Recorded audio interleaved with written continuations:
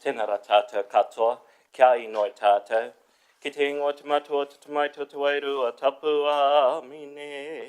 Haere mai e te wairua tapu, whakakia te ngā kaua, tangata whakapono, whakauri ai roto i a rātou te kāpero tau aroha. Tōna wa mai tau wairua, ka hangahautia o mātou ngā kaua, ka whakahautia te matua te whenua. E te atua nau I whakamātau te ngā kaua, tangata whakapono mā te maramatanga o te wairua tapu. Ho mai kia mātou ki ngā mea tika mātou a wairua. Kia hari tonu mo te māriatanga e tupua mai ana e ia. Mātou ariki mahe hukaraiti. Amine kia tau te rangi māria ki tēnei whare, kia tau te rangi māria ki tēnei whenua. Kia tātou katoa, te ata whai o tō tātou ariki o he hukaraiti. Me te aroha o te atua, me te whiwhinga taitanga ki te wairua tapu. Moa ke ake amine, ki te ingoa te matua te tamaiti o te wairua tapu. Amine. E noho.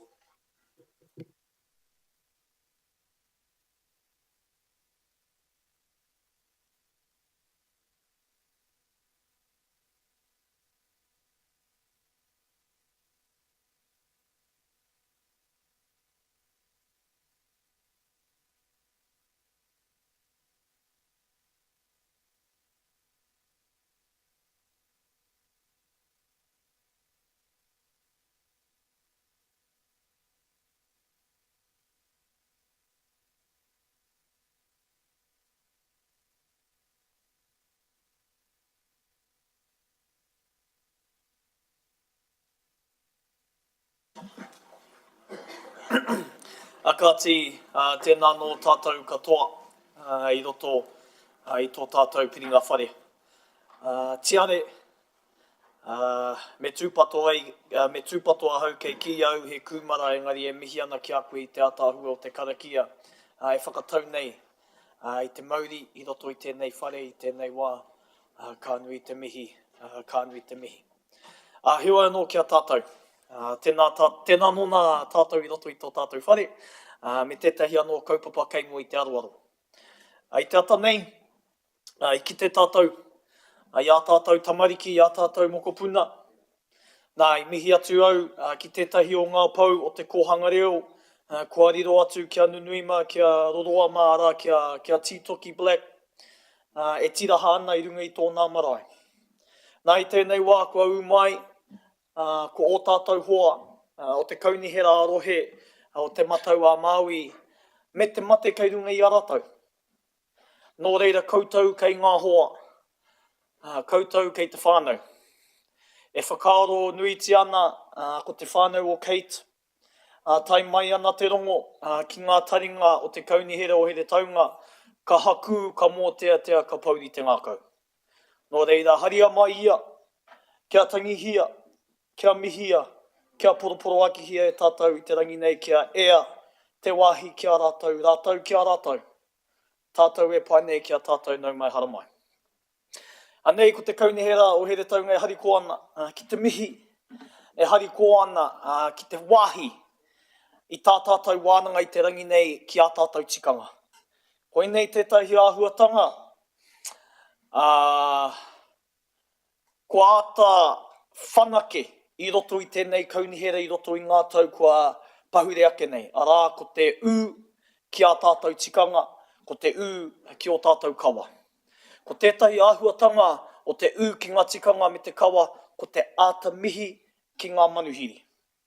Nō reira koutou kei aku manuhiri, kua tai mai nei ki Wainganui I tō tātou whare, ko te aroha o te ngākau tēnei e mihi atu nei, nau mai, hara mai, tēnā koutou, tēnā koutou, tēnā tātou katoa.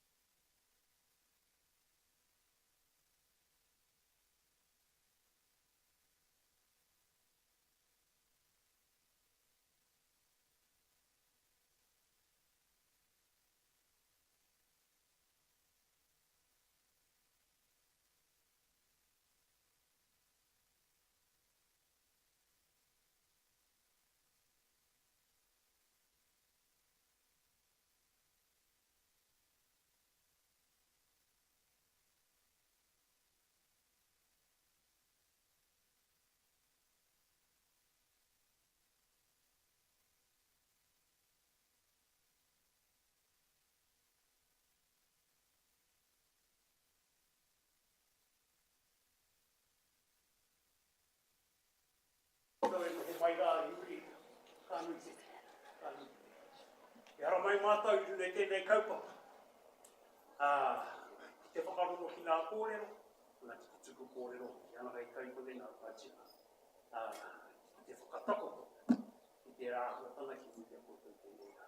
Kai te pua te ngākara, i oti i a koutou tētahi kaupapa nunui i te apatu. O nā wāri mauniki e, o reira kia kahaputa, kia kahatanga. Pāre kōro mi a tēnā kōrero, engari, te tūki te whakawaki nā mehi. Me te ringa tano kia koutou whānui, huri noa, tēnā koutou, tēnā koutou. Kia ora tātou kaka.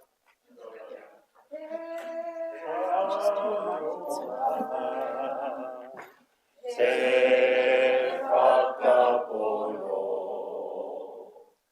me te rangi mari e, tātou tātou e, te aroha, te whakapono, me te rangi mari e, tātou tātou e. Kairaro, kia ora.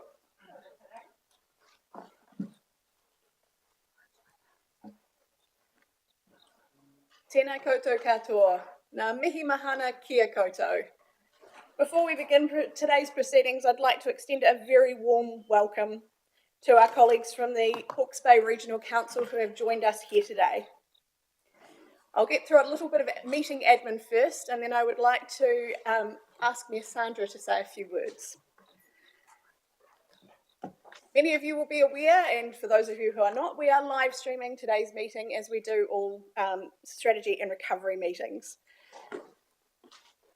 Please be aware of this, and please also be aware that around the table you will see a number of devices. These are used by councillors and committee members and staff to access the reports and resources for today's meeting. Those who do end up speaking today, please be conscious of moving your devices from in front of the microphones before you speak so you can be clearly heard. For those of you who are guests, when it is time for you to speak, please feel free to press the button on the right of the device in front of you to activate your microphone. You'll know it's on, indicated by the red light. I'd now like to move on to apologies quickly before we move into our key agenda item today, which Ms. Sandra will lead us in with some comments. Item 1 is apologies. We've received apologies from Councillor Nixon and Izzy Crawshaw, who is a Rural Community Board member. I've received no other apologies. Are there any other to declare? Thank you, Councillor Kerr, for moving. Thank you, Councillor Baddoe, for seconding. All those in favour of accepting those apologies? Any against? Thank you, that's carried. We'll now move on to item 2, which is a reminder around conflicts of interest.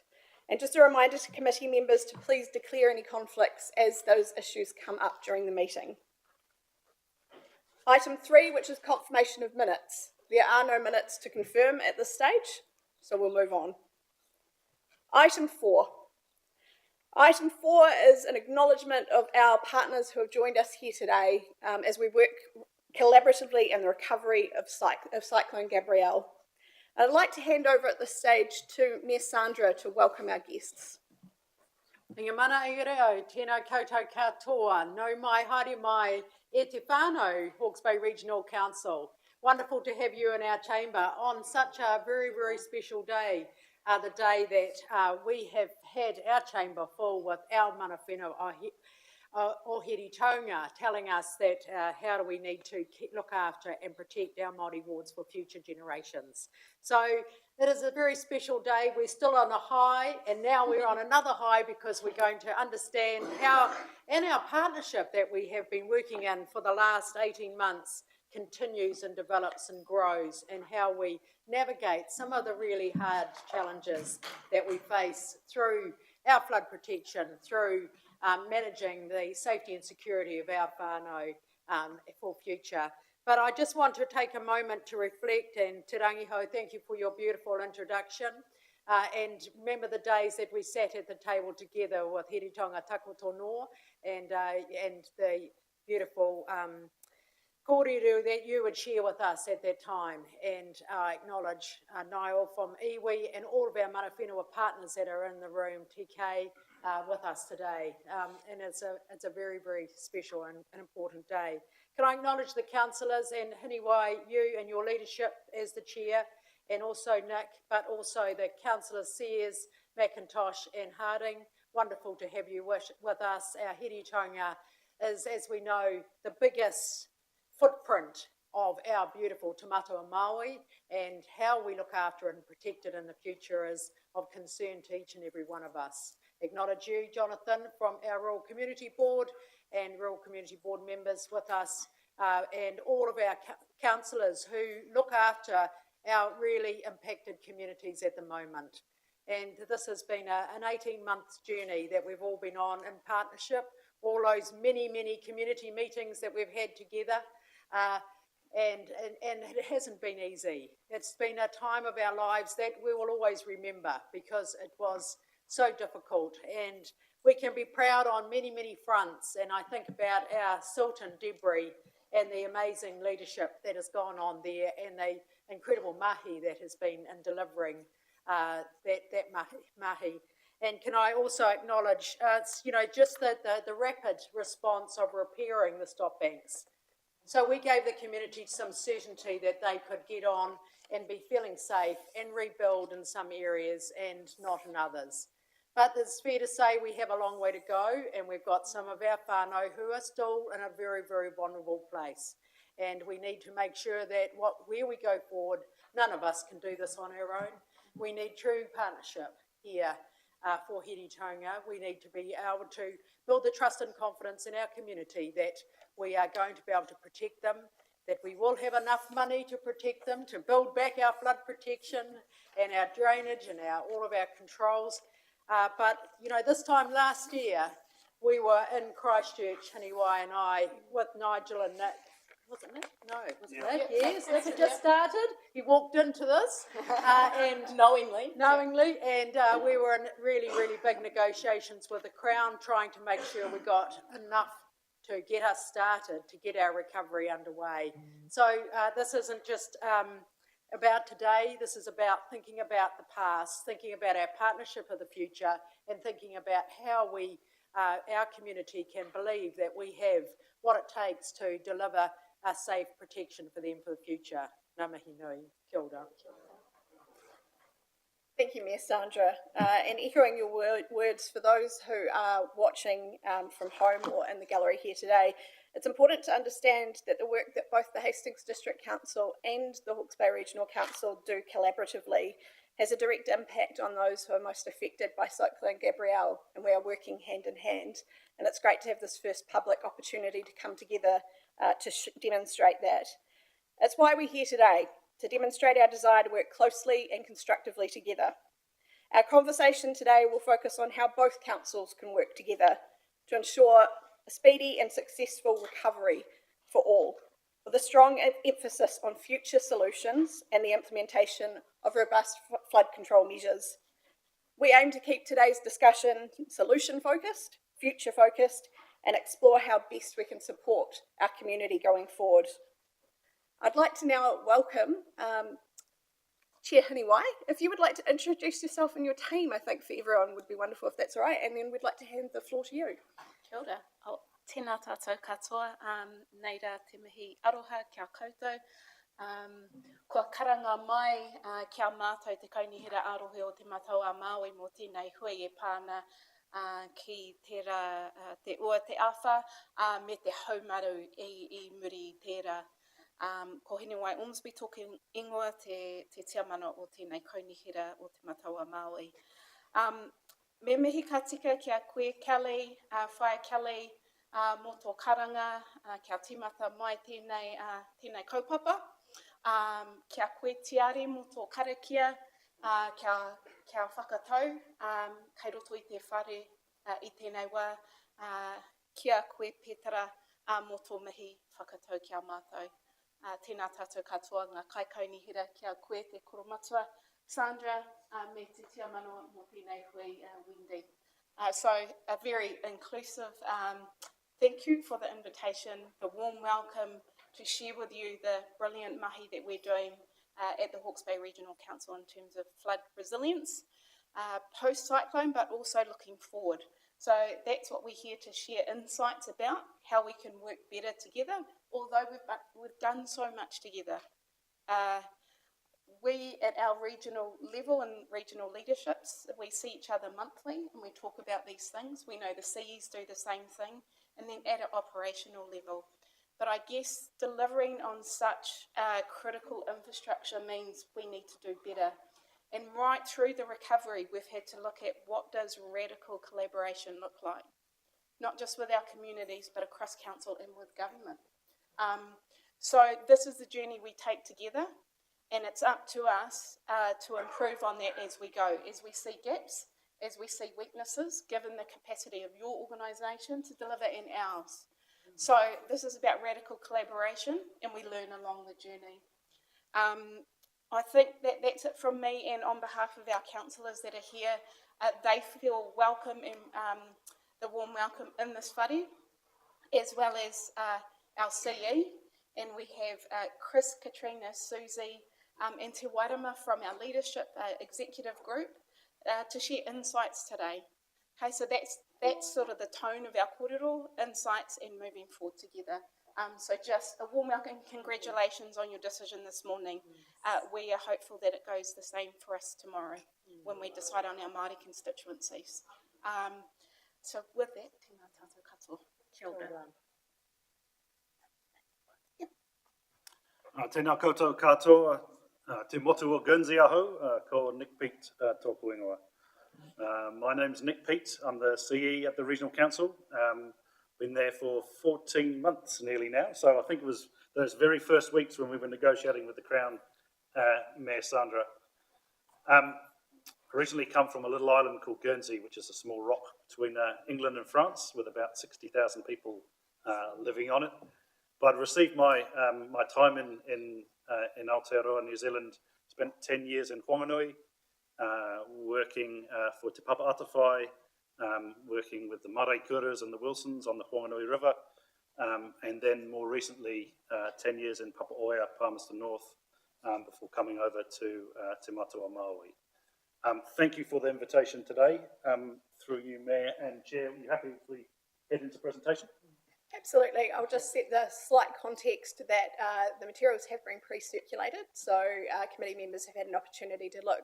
So if I can encourage you, given the comprehensive quantum of information, to perhaps summarise and keep things high level so we've got plenty of time for questions as well, that would be wonderful. I will certainly do that, Chair, and we took the view of kind of leaving the presentation with you as a place of reference, really. So we're not intending to go through every single word in there, or we might all still be here at midnight. I guess just before I hand over to Chris to take you through the majority of the presentation, and various of our exec team are going to chip in as we go along. I guess for me, reflecting on the last 14 to 18 months of the work we've both done together and both done individually, but always in a complementary sense, and absolutely understand that communities are still very concerned and anxious. You know, every time it rains, we get phone calls and people wanting to look at the state and condition of rivers. Not least our chair, of course, who was as deeply affected as many others. But the range of work that we have done together, and Mayor Sandra talked about some of that immediate work we did post-cyclone, so rebuilding 30 odd kilometres of damaged or broken stop banks and getting that in place in record time, and really a critical job there for us to give immediate sense of peace of mind for people, but also, as Chris will explain, to be able to move ahead with land categorisation. As part of that early recovery work, we were involved intimately with Heretaunga Hastings, with Salt and Debris, and that work continues to today.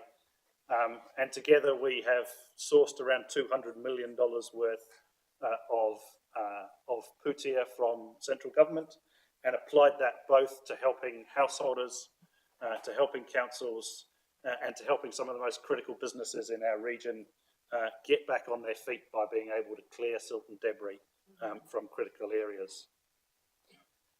We went through probably one of the most challenging processes that New Zealand has been through in recent times, alongside the Christchurch earthquake, in terms of categorising land around risk to life, and Chris will talk to you about that. Around 3,000 properties that we needed to look at and the areas in which they sat as to whether they were going to become Category 3 properties and then go through the buyout process, which your team here have managed so well, or be in the position where we could then apply future flood protection or enhance existing flood mitigation. So that 3,000 properties was a major mission, and really pleased that we had certainty for that by early October last year. Elsewhere in New Zealand, that process is still ongoing for householders and councils. So whatever the challenges of that process, I think we got people certainty as quickly as we possibly could. That led on to a $240 million flood mitigation process that we are now engaged in, and again, Chris will talk to you a lot about that today. We haven't seen that scale of investment in flood mitigation in this region ever, and we may not see it again all in one bundle. And look, I'll be absolutely honest, that's a big challenge for an organisation like ours to build up and deliver. So, in a normal year, we would have delivered about $5 million worth of capital projects. We're now geared up to deliver about $50 million worth a year. That is a major challenge, and it's been really critical that we do that in collaboration with all of the territorial authorities in the region, because those projects stretch from Wairoa in the north to Porongaho in the south. That's an ongoing process, and today will be an important part of sharing that detail with you. I think the other thing which Council has done, which has been both very important but also quite brave, is to essentially bare its soul and its business to external scrutiny. And we have been through a series of reviews, and I think reviews after something as significant as Cyclone Gabrielle are a really critical part of how we learn for the future. None of those findings of those reviews stop a cyclone occurring and stop the size and scale of the weather events that we may experience in the future. But what those reviews do allow us to do is to think about how do we organise ourselves in the future, whether it's our collective investment with all the councils in civil defence, whether it's starting to reimagine our relationships with rivers, whether it's thinking about what infrastructure we build and where we build it. So while it's been a brutal process in some cases and a really tough one to be on the end of, I think it's been critically important for our collective future. That's kind of my intro, and I'm going to hand over to Chris and the team to take you through the detail in a sec. What we've tried to do in this presentation is to address the questions that Mayor Sandra sent through to us and to do it in a fair bit of detail. I'd suggest through you, Chair, if you feel we're stuck in a piece, just poke me with one of Whenawai's crutches from behind, and we'll move on. But what we've tried to do in the way we've structured the presentation is to go back to actually what are flood schemes, because we talk about them every day in our daily world, but realise that not everybody understands what a flood scheme might be. And I think that understanding what the purpose of those schemes are, the history of them, and how we've got to where we've got to, because none of the schemes that we currently see in front of us today are a product of the last few years. They're a product of the last 40, 50, 60 years of work that various councils, and before them county councils and catchment boards invested in. So with that, Chair, with your leave, I'll hand over to Chris to kick us off. Welcome, Chris.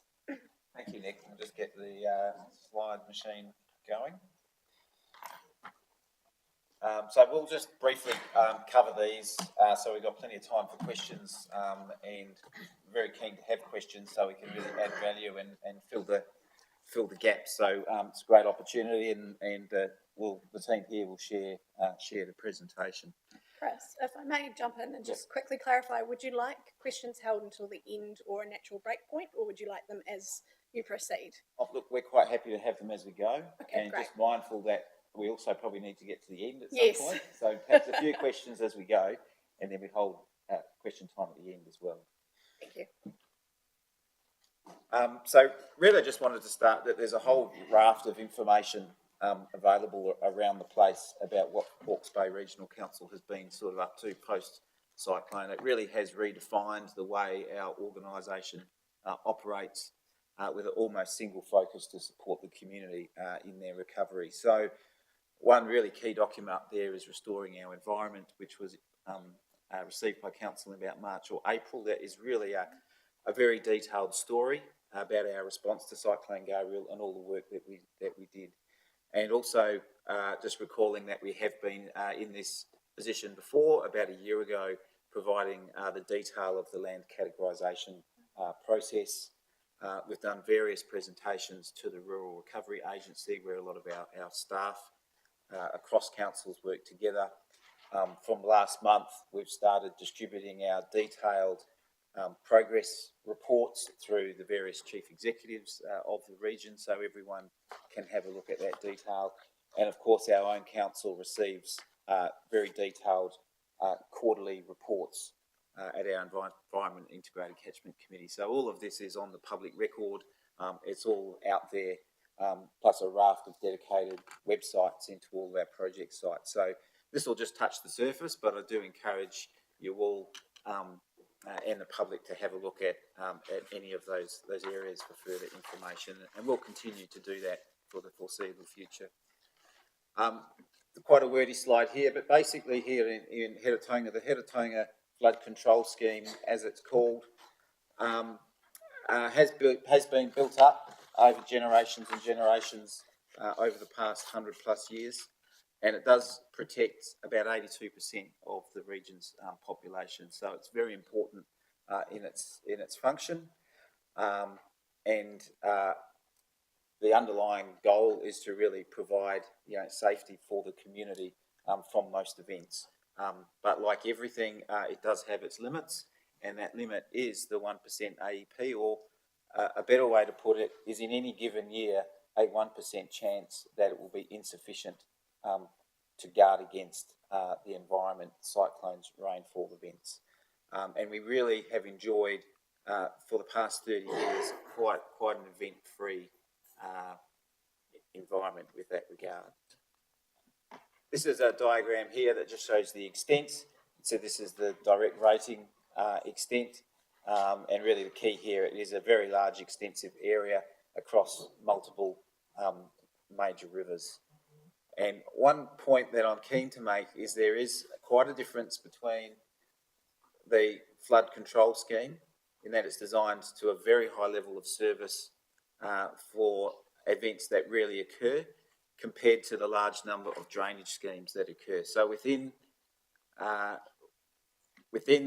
the scheme, there's also 9 drainage schemes, and they have a much lower level of service in that they're providing effectively drainage of the land to allow people to live in those areas, and a level of service is typically to deal with about 30 millimetres of rain per hectare per day. So those levels of service are relatively low, and this is an area that we frequently talk with the community about, those relative levels of service.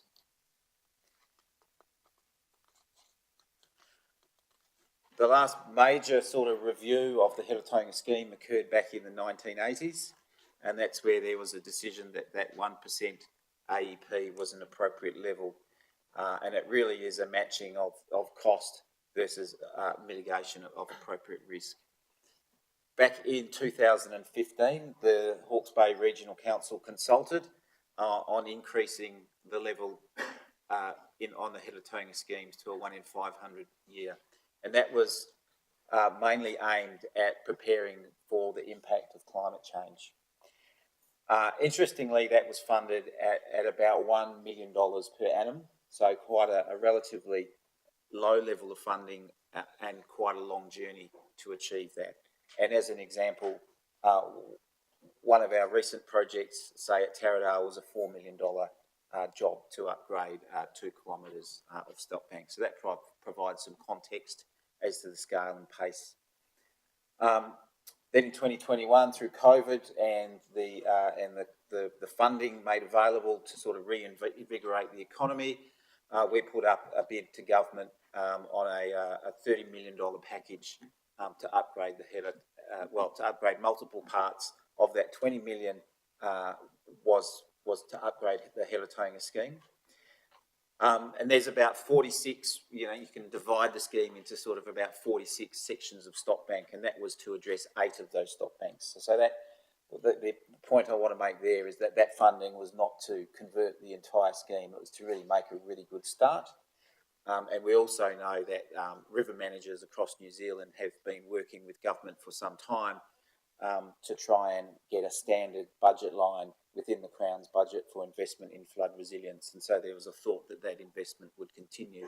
And we've seen recent announcements in recent weeks around that money being available through New Zealand. The other question is, I guess, how do we incorporate climate change into our designs? Well, we use the RCP 8.5, which is, I guess, little restraint in terms of the way we live. And so that's calculated into the flows that infrastructure would have to deal with. And then on top of that, we have about a 700 mil safety factor. So really what's happened is some of those earlier stop banks built to that 500 standard are effectively the same as a post-Gabriel 1% standard. So this is an example of the works identified prior to Gabriel. The Taradale stop bank, you can see there sort of in the middle, was completed, and it's off the lower left of the diagram as the Ngātaurua stop bank was also completed. Those stop banks were chosen because they're 2 of the highest consequence failure modes on the Heretaunga scheme. So obviously the Taradale stop bank, if that fails, would flood the entire suburb of Taradale and most of Napier. And likewise at the Ngātaurua stop bank, if the water comes out there, it can come all the way through to Hastings. And so that's how we've prioritised those projects. We had designed Motio and Omaranui stop banks. We're in the middle of consenting processes as Gabriel hit. So we were well on the way to deliver that program.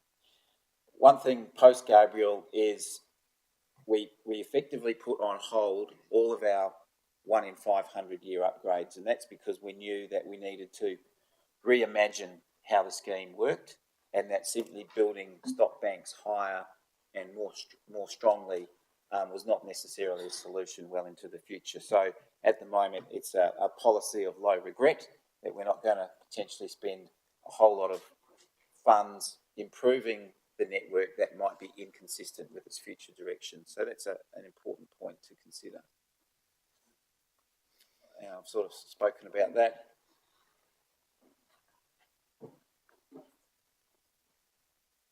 So the question was about awareness. How aware are our communities around our flood standards?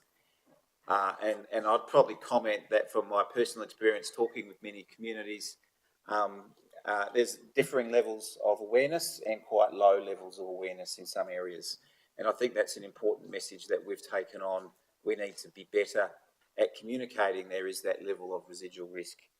So even behind a massive stop bank, a risk remains, and there's some work that we'll be doing to communicate that more effectively with communities. And some of those options are really looking at all of those sort of failure type maps and making them easily available online. And also through what we're calling floodplain management plans, where that's very much a public-facing document that talks about what's happening in the floodplain, what is the regional council doing, what are other people doing, and what are some local plans. So the bottom line there is to be more effective with that communication. One very important item to note is that through our agreement with Crown, it is for that 1% AEP design standard, and that's providing differential levels of protection compared to Gabriel in different locations. So in some locations, it is simply not going to provide protection against another Gabriel, and in other areas it will. It simply comes down to the event in a particular location across the region. So some people have been very surprised at that. We've been quite upfront in terms of our negotiations with Crown and the communication within the various councils. And once we've explained that to people, we've found most people understand that position. And that position is we simply cannot provide an infinite level of protection. We might pause there for a moment, if that's all right, Chris, and just ask if there are any specific questions around the design standards or the communication with the community. Councillor Jessup. Tēnā koe, Chris, thank you for your, I just want clarification on the standard awareness. So we, especially with communications, because if you're in a tight-knit rural community, doesn't matter where you are, and your cell phones go down, your form of communication to alert anybody within that proximity of the danger. We had a tono from, as the Takitumu Ward councillors, could we have a siren, because they couldn't communicate, and it will replicate right around, communicate effectively to get people out because the cell phones were down. What is is that a design standard, or I just need to know myself? Thank you. So I think I can start some commentary on that. Some elements of that probably go into a civil defence realm, which we can't go into today. We simply haven't got the relevant people here for that. But what we have learnt through talking with people and through the various reviews is that we need to make it easier for people to access information as events are coming and unfolding. So we are very much looking at that self-service of information, whether people get texts or can go online and very easily see for their river in a local area what's the current level, and also put in what it actually means. Because if you say it's so many metres or whatever, people find it hard to understand what that means. So we've taken that on board, and that's actually quite a bit of work because it's a whole bunch of rivers and a whole lot of places across the whole region. I think in terms of our telemetry, the backups for that system, we've invested quite a lot already, and we have more to invest. We also know with telcos, for example, they've done some work about backup systems within that industry and what might drive some better resilience there. So I think I can't fully answer your question in terms of us providing sirens. I think that's more of a civil defence question. I know there's been a whole debate around that. But I think in terms of what we're in control for is providing that information to the community. We've got a whole stream of work to try and improve that. Thank you, Chris, and I will look to bring this up a level, I think, looking at the prevention rather than the civil defence response. Chair Haniwai. Kia ora, thank you. I think to help address some of your question via Kelly, in terms of civil defence alert systems, that would come through our civil defence emergency management as with the communication of the local controller here in HDC. And we've just appointed, and he started yesterday, a implementation director into the recommendations from the independent review of civil defence emergency management. And his task will be to implement those recommendations which address the alert systems and some of the suggestions that have come from community on different alternatives. But CDM is governed by the mayors and myself, so definitely keep in mind our next meeting, that point that you have raised, but that sits with another governing group. Kia ora. So I'll just refocus us again. So today's meeting is not to traverse issues like civil defence. However, building on Councillor Jessup's question just before I come to Nio with his question, could you please elaborate for us how you're communicating with the community, what the flood design standards that you are proposing means to them? If you could just elaborate a little more on how you're reaching those impacted communities. Yep. So I'd say our focus at the moment is very much with our 2C, what we're calling our 2C communities. So we have a significant focus on working with communities for them to understand what this new protection will mean for their community. So I think what we've got there is regular meetings with the project teams, website information, etc., etc. And I think that's some of those are drop-in sessions as well, where we can have one-to-one with the project team. So that's what we're doing certainly in that space. And I think in terms of the wider community, that's an emerging issue that we need to translate science into meaningful things for people to understand at place. And so that's really the direction of travel there. Certainly in an emergency, one of our key functions is to provide intelligence through to civil defence to make decisions about major responses. So I guess it's also an understanding that that's part of the role we play in a major disaster unfolding, and then that's where we all work together in terms of the district councils, regional council, and civil defence. Okay, I'll come to Nio now.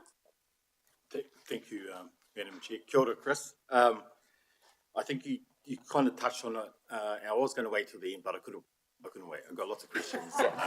Sorry.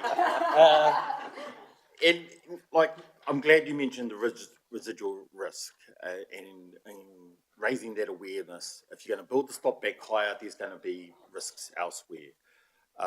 So you've mentioned it, and I would encourage that's not an easy task, but to communicate that as much as possible. So there's two parts in it. These are kind of statements, but the non-notified part, and there's the orders in council. Is that really appropriate given the public interest not to notify and engage? But our more substantive position, and I'm sure you guys are well aware, in that we would like this conversation and asked and made recommendations over a year ago, is what's the bigger plan and the bigger scope? Not holding you to account to do that, but we've been thinking about this on behalf of Tangata Whenua, on behalf of our values and principles, since before the cyclone. And involved in research, and there might be this part for gravel extraction or this for protecting our water source, which is very important, our drinking water. But what's the bigger plan? And you talked about reimagining the Hiratonga flood control scheme. But that's the end of the presentation, and there's already decisions being made. And you say no regret policy, but we've got a no regret policy. I think it's a bit stronger than your guys. So, in light of the review, in light of what's happened,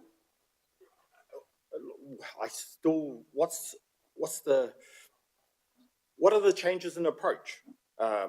Because there has to be a change from the past. And I'm talking about the narrowing versus not, then the planting schemes versus which is not in there. And we want more meaningful discussion.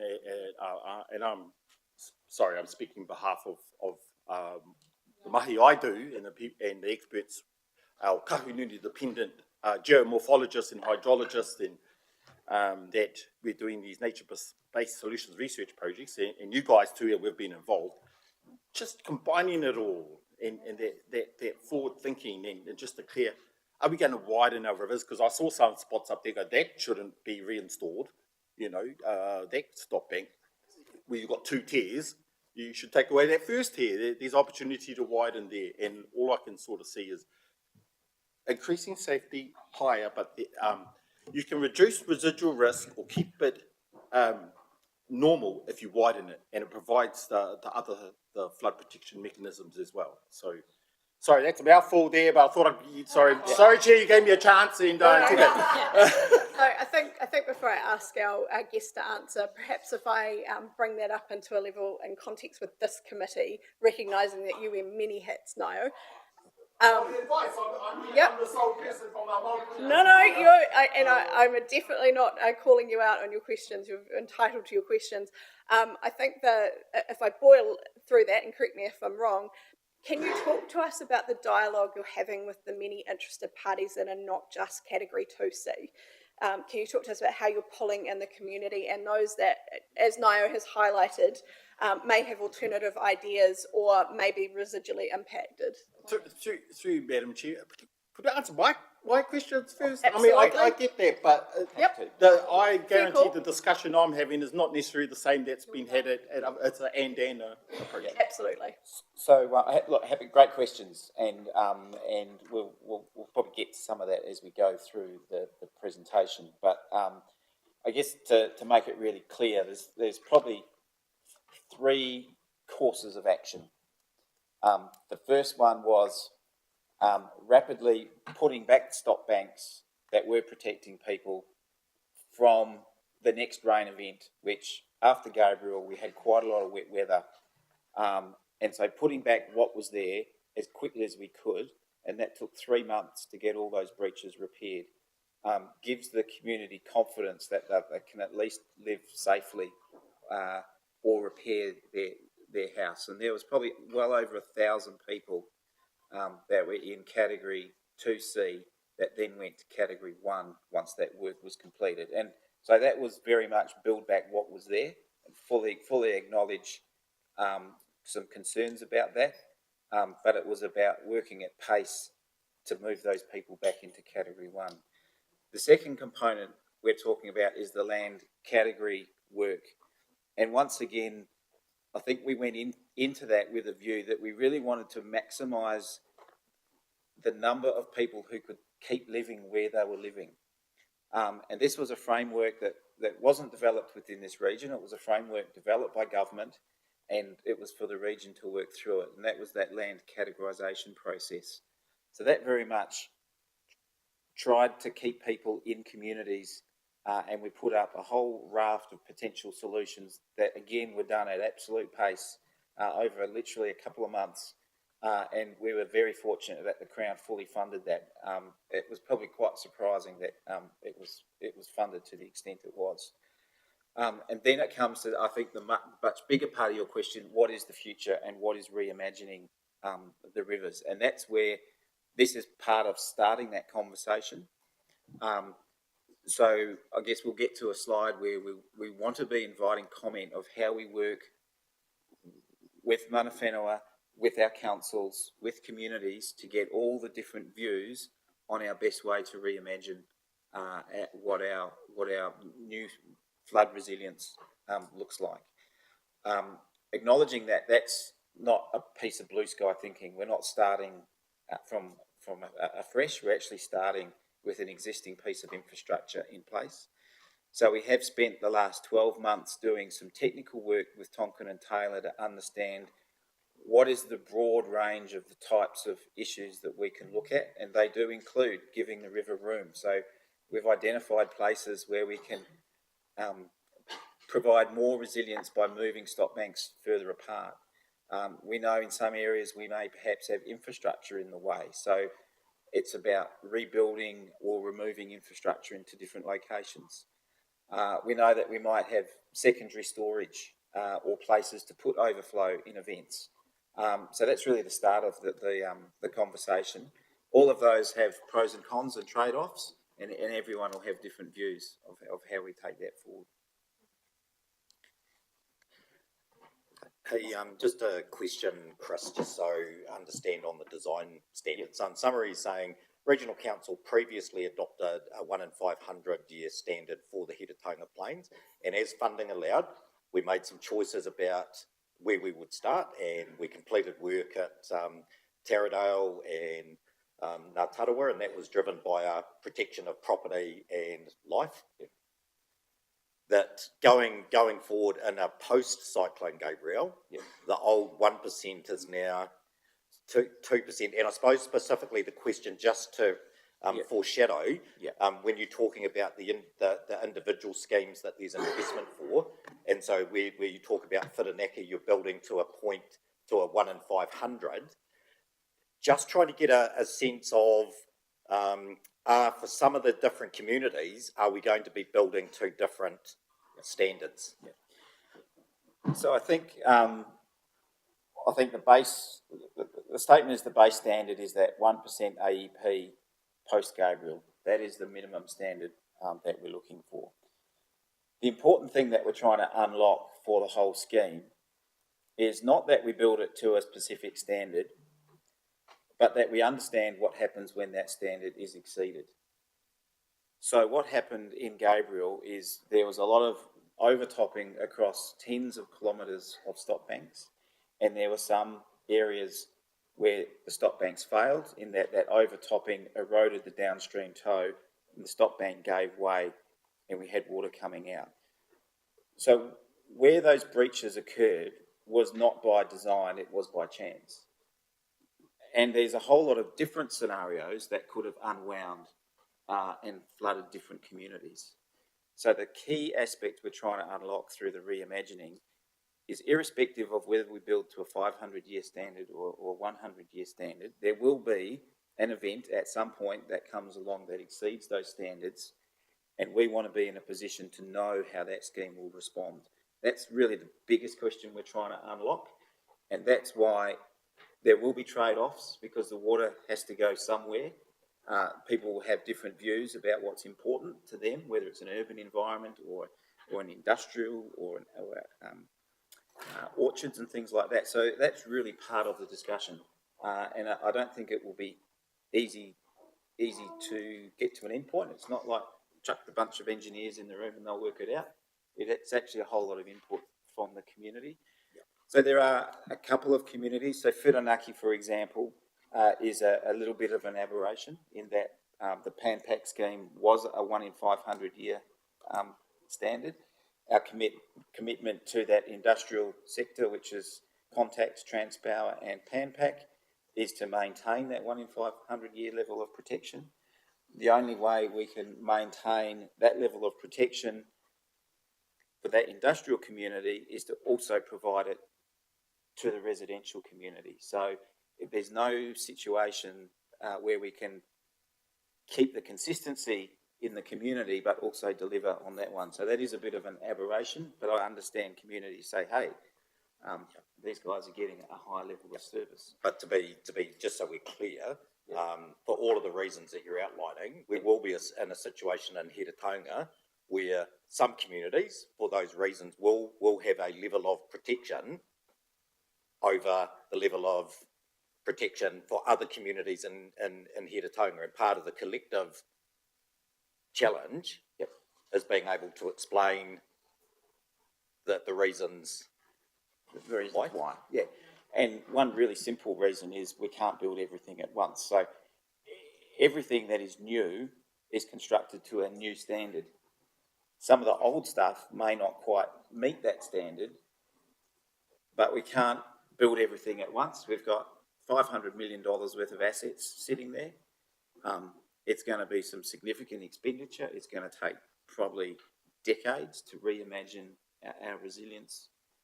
So there's always going to be a point where one community is slightly ahead or the other. And I think we just have to accept that it's going to be an outcome, because trying to maintain everyone having the exact same level of service all at the same time is almost an impossible outcome. Okay, Councillor Corbyn. Thank you, Chair. I've got a specific question about Pakowhai and the Category 2C properties and what is required to shift them to Category 1. I see it's going to take 4 years to implement the post-cyclone 1 in 100. So is that full suite of works required to shift those properties to Category 1? Yeah. Could I just, we'll probably address that as we get to the next part of the presentation. Councillor, with the Chair, with your leave, if we keep going, once we've done that land cap piece, if that question hasn't been answered, perhaps we address it then. Before we move on, Councillor Watkins, does your question have to do with the flood design standards that we're just talking about at the moment? It was just a general question about stop banks. Would you like to take that now or wait I till think later? feel free to ask it, Councillor, and if our guests feel it will be covered later in the presentation, they can communicate so. We'll hold till later. Thank you. Okay, we'll carry on then. Okay, so I think we're sort of talking about coming up to Gabriel. Now we'll sort of navigate what happened afterwards. So certainly I think we've highlighted that those breaches were fixed very quickly, and there was a huge piece of work to repair all of the erosion. So the key message there is the scheme is pretty much back to what it was prior to the cyclone. So although the statistics may have changed about return periods and things, that physical level of protection remains. The other area that is continuing to be a challenge is our drainage network. So there are some areas within our drainage networks where we simply have this silt remobilised every time it rains. And so we're working hard to keep that silt out of pump stations, out of culverts and all of that sort of stuff. I've also done a huge amount of work, I think, as Nick alluded to, in terms of dealing with sediment and debris, so I won't sort of go into that further. This is an example of while we were making those repairs, we had some web pages that were able to communicate to the public what was happening with all those various repairs. So that's just highlighting some of the tools that we were using to keep people looped in.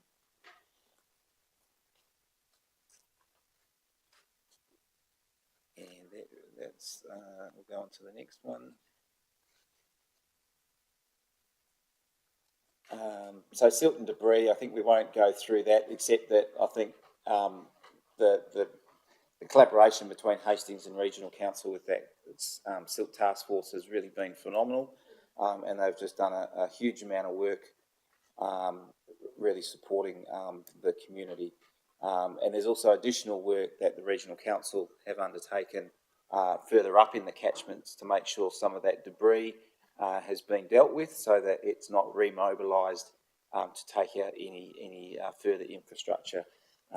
So the key message there, a huge amount of work being done around both debris and silt. Here's some examples of what the repairs look like. That's Omoanui, and this is Motio. And so some of our really big challenges were not only repairing the stop bank, but you can see there's some significant scour sites, etc., which was, about half the job in itself. So we do have the land categorisation process. So we have done a previous presentation over a couple of hours on the specifics, but this is just a recap that it was a government-led initiative to come up with a land categorisation process quite soon after the cyclone, but it was to be locally led in terms of each of the impacted areas was to lead their own response.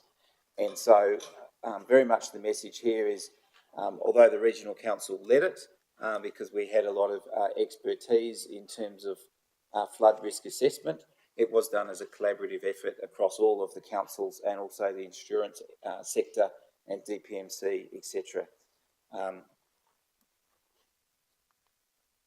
We're all familiar with these categories. So our mission is to get anyone in Category 2 back into Category 1, and for Category 3, which is deemed not suitable for a residential activity, you'd be fully aware of the work that Hastings and Gus have been doing in terms of that buyback. So our mission at the Regional Council is to really there's one community left in 2A in Hawke's Bay, is to get them down to 2C, and everyone in 2C back to 1 as soon as practicable. And really the tests for that is that we have a robust design that's probably at an engineering design level, so we have confidence in the design, that we have a consentable pathway for that design. We have an interest in the land, and we also have the funding. So those tests are really the design, the interest in the land and the funding. With the funding, although we have a Crown contract, what we're saying is it's when the PDP is signed off where the Crown actually starts releasing that money, and that's pretty early in the process. The most challenging one of those factors is the interest in the land, and that's so that us as Regional Council and also for Hastings in the terms of the Havelock North can actually build, operate and maintain the necessary infrastructure to shift the land category down to 1. So is it appropriate to raise my question now? Yep. Yeah, thank you. So does that mean that if those 4 things that you mentioned are done, yep, but the work's not necessarily completed, that properties can move from 2C to 1? So we're saying that we will, in terms of the paperwork, say that they're on a pathway to 1, and we're doing that to signal to the insurers and everyone else that this is happening. We can't comment on how the insurance industry, etc., will respond, but we're trying to do everything we can to signal this is the direction of travel and not waiting until the infrastructure is finalised. And in terms of Pakapa, you're about 60% of the way there with the property negotiations? So I'd say we've still got a little bit to go on the property negotiations. I know the teams have walked the route and met with a lot of the property owners. Yes, it would be fair to say there's a couple of areas where we need to do some more work with some property owners. And the final one on this, in terms of priority of doing all of this work, where do those 2C Pakapai properties sit in terms of priority? In terms of priority, so we are working on all of our 2C projects in parallel. So we wouldn't necessarily say, and we've got separate teams dedicated to each one of those. So we're not doing them sequentially, but there are some different complexities and sizes. So I think the proposed completion date for Pakawhai is a little bit behind some of the others, but it's certainly no less of a priority, and we're working on every single 2C project concurrently. I guess just as before, your priority was shifting categories, properties from category 3 to category 1 as the priority, and doing that as quickly as possible. Yeah. Is that still the situation with the 2C? Before actually building up to the new 1% level, actually shifting properties? Yeah, so our absolute priority is to get all of those communities from 2C to 1 or 2A as soon as possible. So that's the mantra of the team. That's the teams have been told. We need to do everything we can to do it as fast as possible, but without taking reckless risks in terms of that delivery. Thank you. Yeah. Councillor Montefiore-Hendry. Through you, Chair, thank you. I just have a question that the flood control scheme still progressing in the review, still progressing, and this sort of fits in with all of the categories. What's the modelling regarding the downstream impacts of the improvements, and will there be new areas placed in a flood hazard zone or new areas at risk due to this work, like, consequential flooding, etc.? So that's a good question. It's different in every site.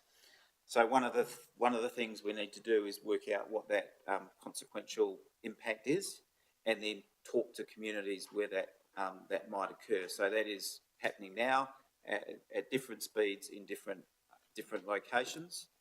In terms of creating new flood hazard zones, I don't think it will be doing that in itself, but we will very much be reviewing all of the flood hazard information that we have held by us and is held by other councils to make sure that that's readily available to the community. But that would not be as a result of individual projects creating flood hazard zones. Yeah. Councillor Watkins. Yeah, thank you. This is sort of looking into the crystal ball, I guess. Yeah. You say you build your stock banks, you're never going to prevent the rogue flood that comes along and overtops. if that happens, I guess you're going to also say you'll never be able to prevent where the stop banks are going to breach. And so you're in an uncontrolled situation. So what if further up in those stop banks you had a series of slipways that you could activate into areas that were low bunded but would sort of provide a water storage and just drop your level a little bit as it comes downstream? Is that sort of in any thinking? Absolutely. So when we talk about reimagining our flood resilience scheme, it is precisely to look at those schemes for those really big events. So most events run through protecting that 82% of the community. But in the really big events, we would know where that water's going to go. And so we do have some ideas about where it makes sense to divert some of that water. And to divert that water, we would need a structure, as you've described, where the water would preferentially move out of the river into a detention area. It might sit there for a week or two, or it could sit there for merely days. And so you're really taking that peak out of the event. And I hate using the word sacrifice, but you're effectively pushing the water into a area of land use that might be consistent with that activity. But you're providing protection to the greater community as a result of that. And so there are multiple opportunities for that, but once again, it's part of the discussion about the trade-offs. Do people in those areas want that to happen? How do you compensate them if it was to happen? And all of those sorts of things. Councillor Apatu. Thank you, Madam Chair. This query just builds really on what Councillor Motuputo Hendry raised around flow modelling and engaging with wider community.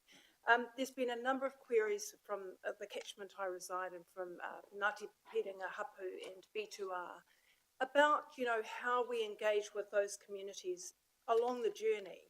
And I'm really keen to support partners, see how we can do that a bit better. Yep. Thank you. So the question, I just missed the question there. So it was more of a statement than a...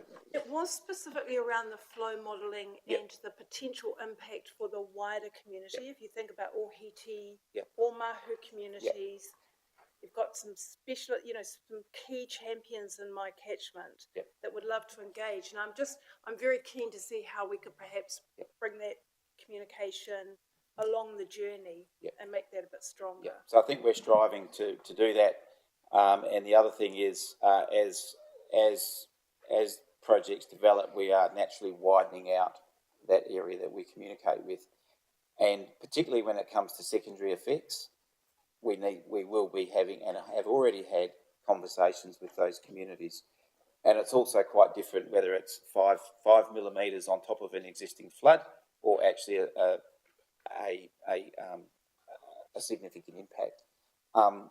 So where there are significant secondary effects, we also need to take account into those. So I think the message is we're not implementing infrastructure to create effects for others. That's simply an untenable position, and we've got to ensure, we engage with those people and that those effects are managed. I think perhaps we could potentially pick up Councillor Apatu's offer of connection and assistance as an action to feed back through after this. Excellent. All right, I'm conscious we have quite a bit more to go through, so if there's no other questions, I'll hand back to the team to carry on. Okay, I'll just have a drink of water.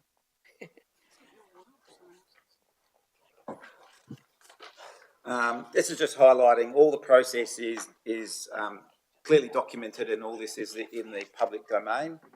And this was a particularly challenging time when we were finalising all the land categorisation, but it was done with the intent of giving people certainty rather than analysing for years as to what should occur. This is where the category totals are at the moment. As I said, in terms of those rapid repairs, really gave over 1,400 people the ability to go back into their homes, repair their homes, for the markets to work. Across the region, only one community in Category 2A and of course a number of communities in Category 2C, and you can see there the numbers in Hastings district.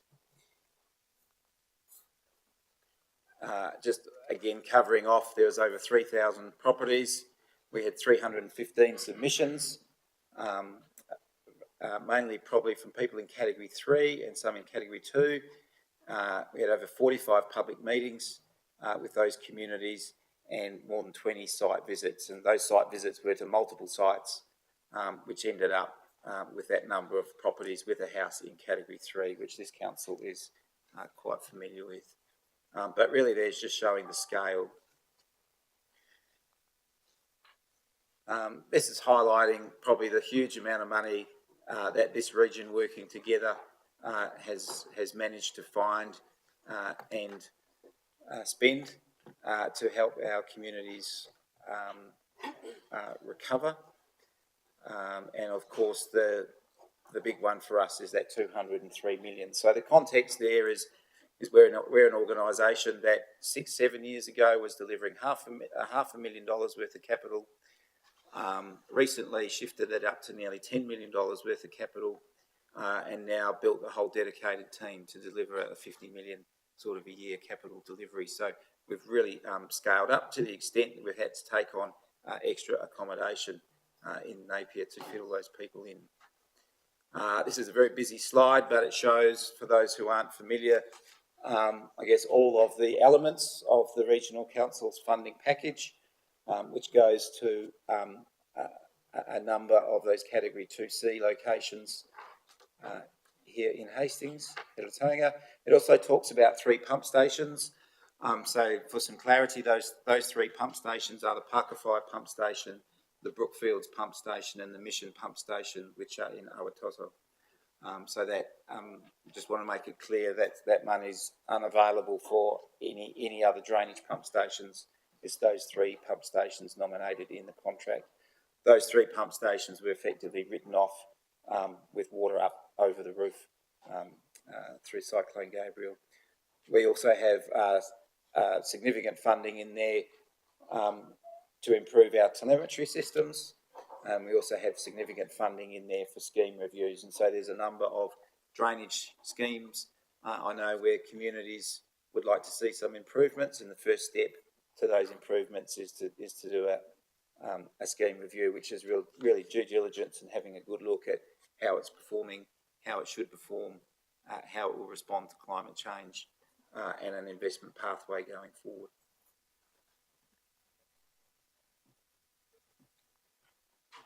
Chris, before you begin on this section, I'm conscious that everyone may need a break shortly. I was planning to break at 2:30, but does this feel like a natural pause point for you? From our perspective, it can be a pause point, Yeah.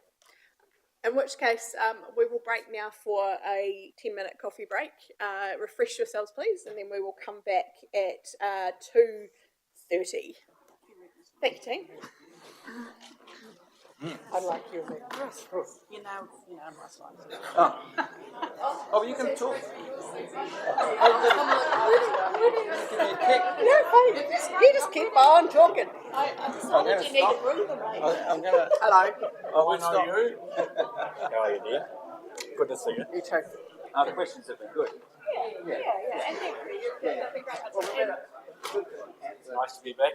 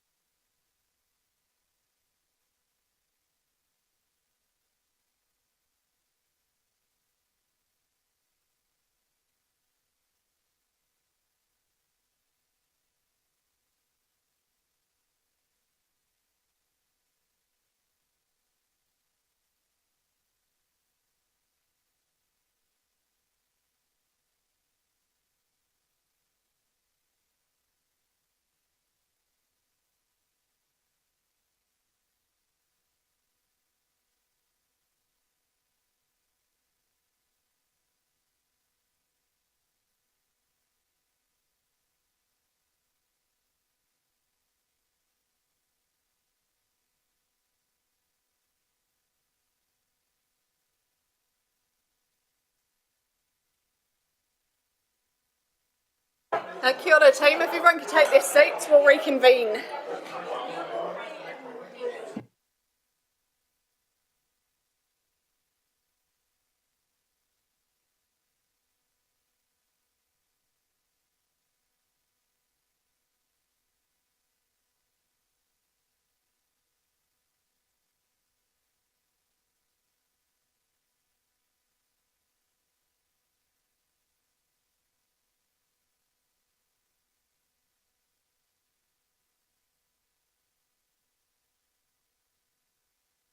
Kia ora tātou, if everyone could please take their seats.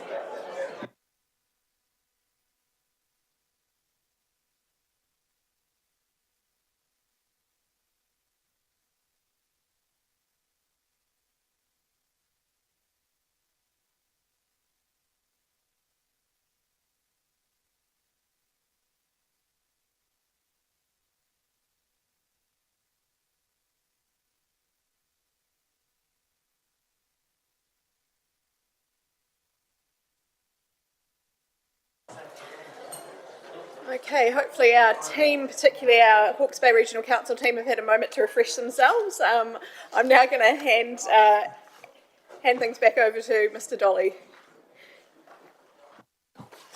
Thank you. We'll kick back into it. So I think we've covered, well, this is just highlighting what we've actually, how are we going to deliver all this work? So we highlighted it's a massive growth in terms of delivery. So we have developed our infrastructure PMO, which is basically 20 new project management resources and about another dozen sort of support staff.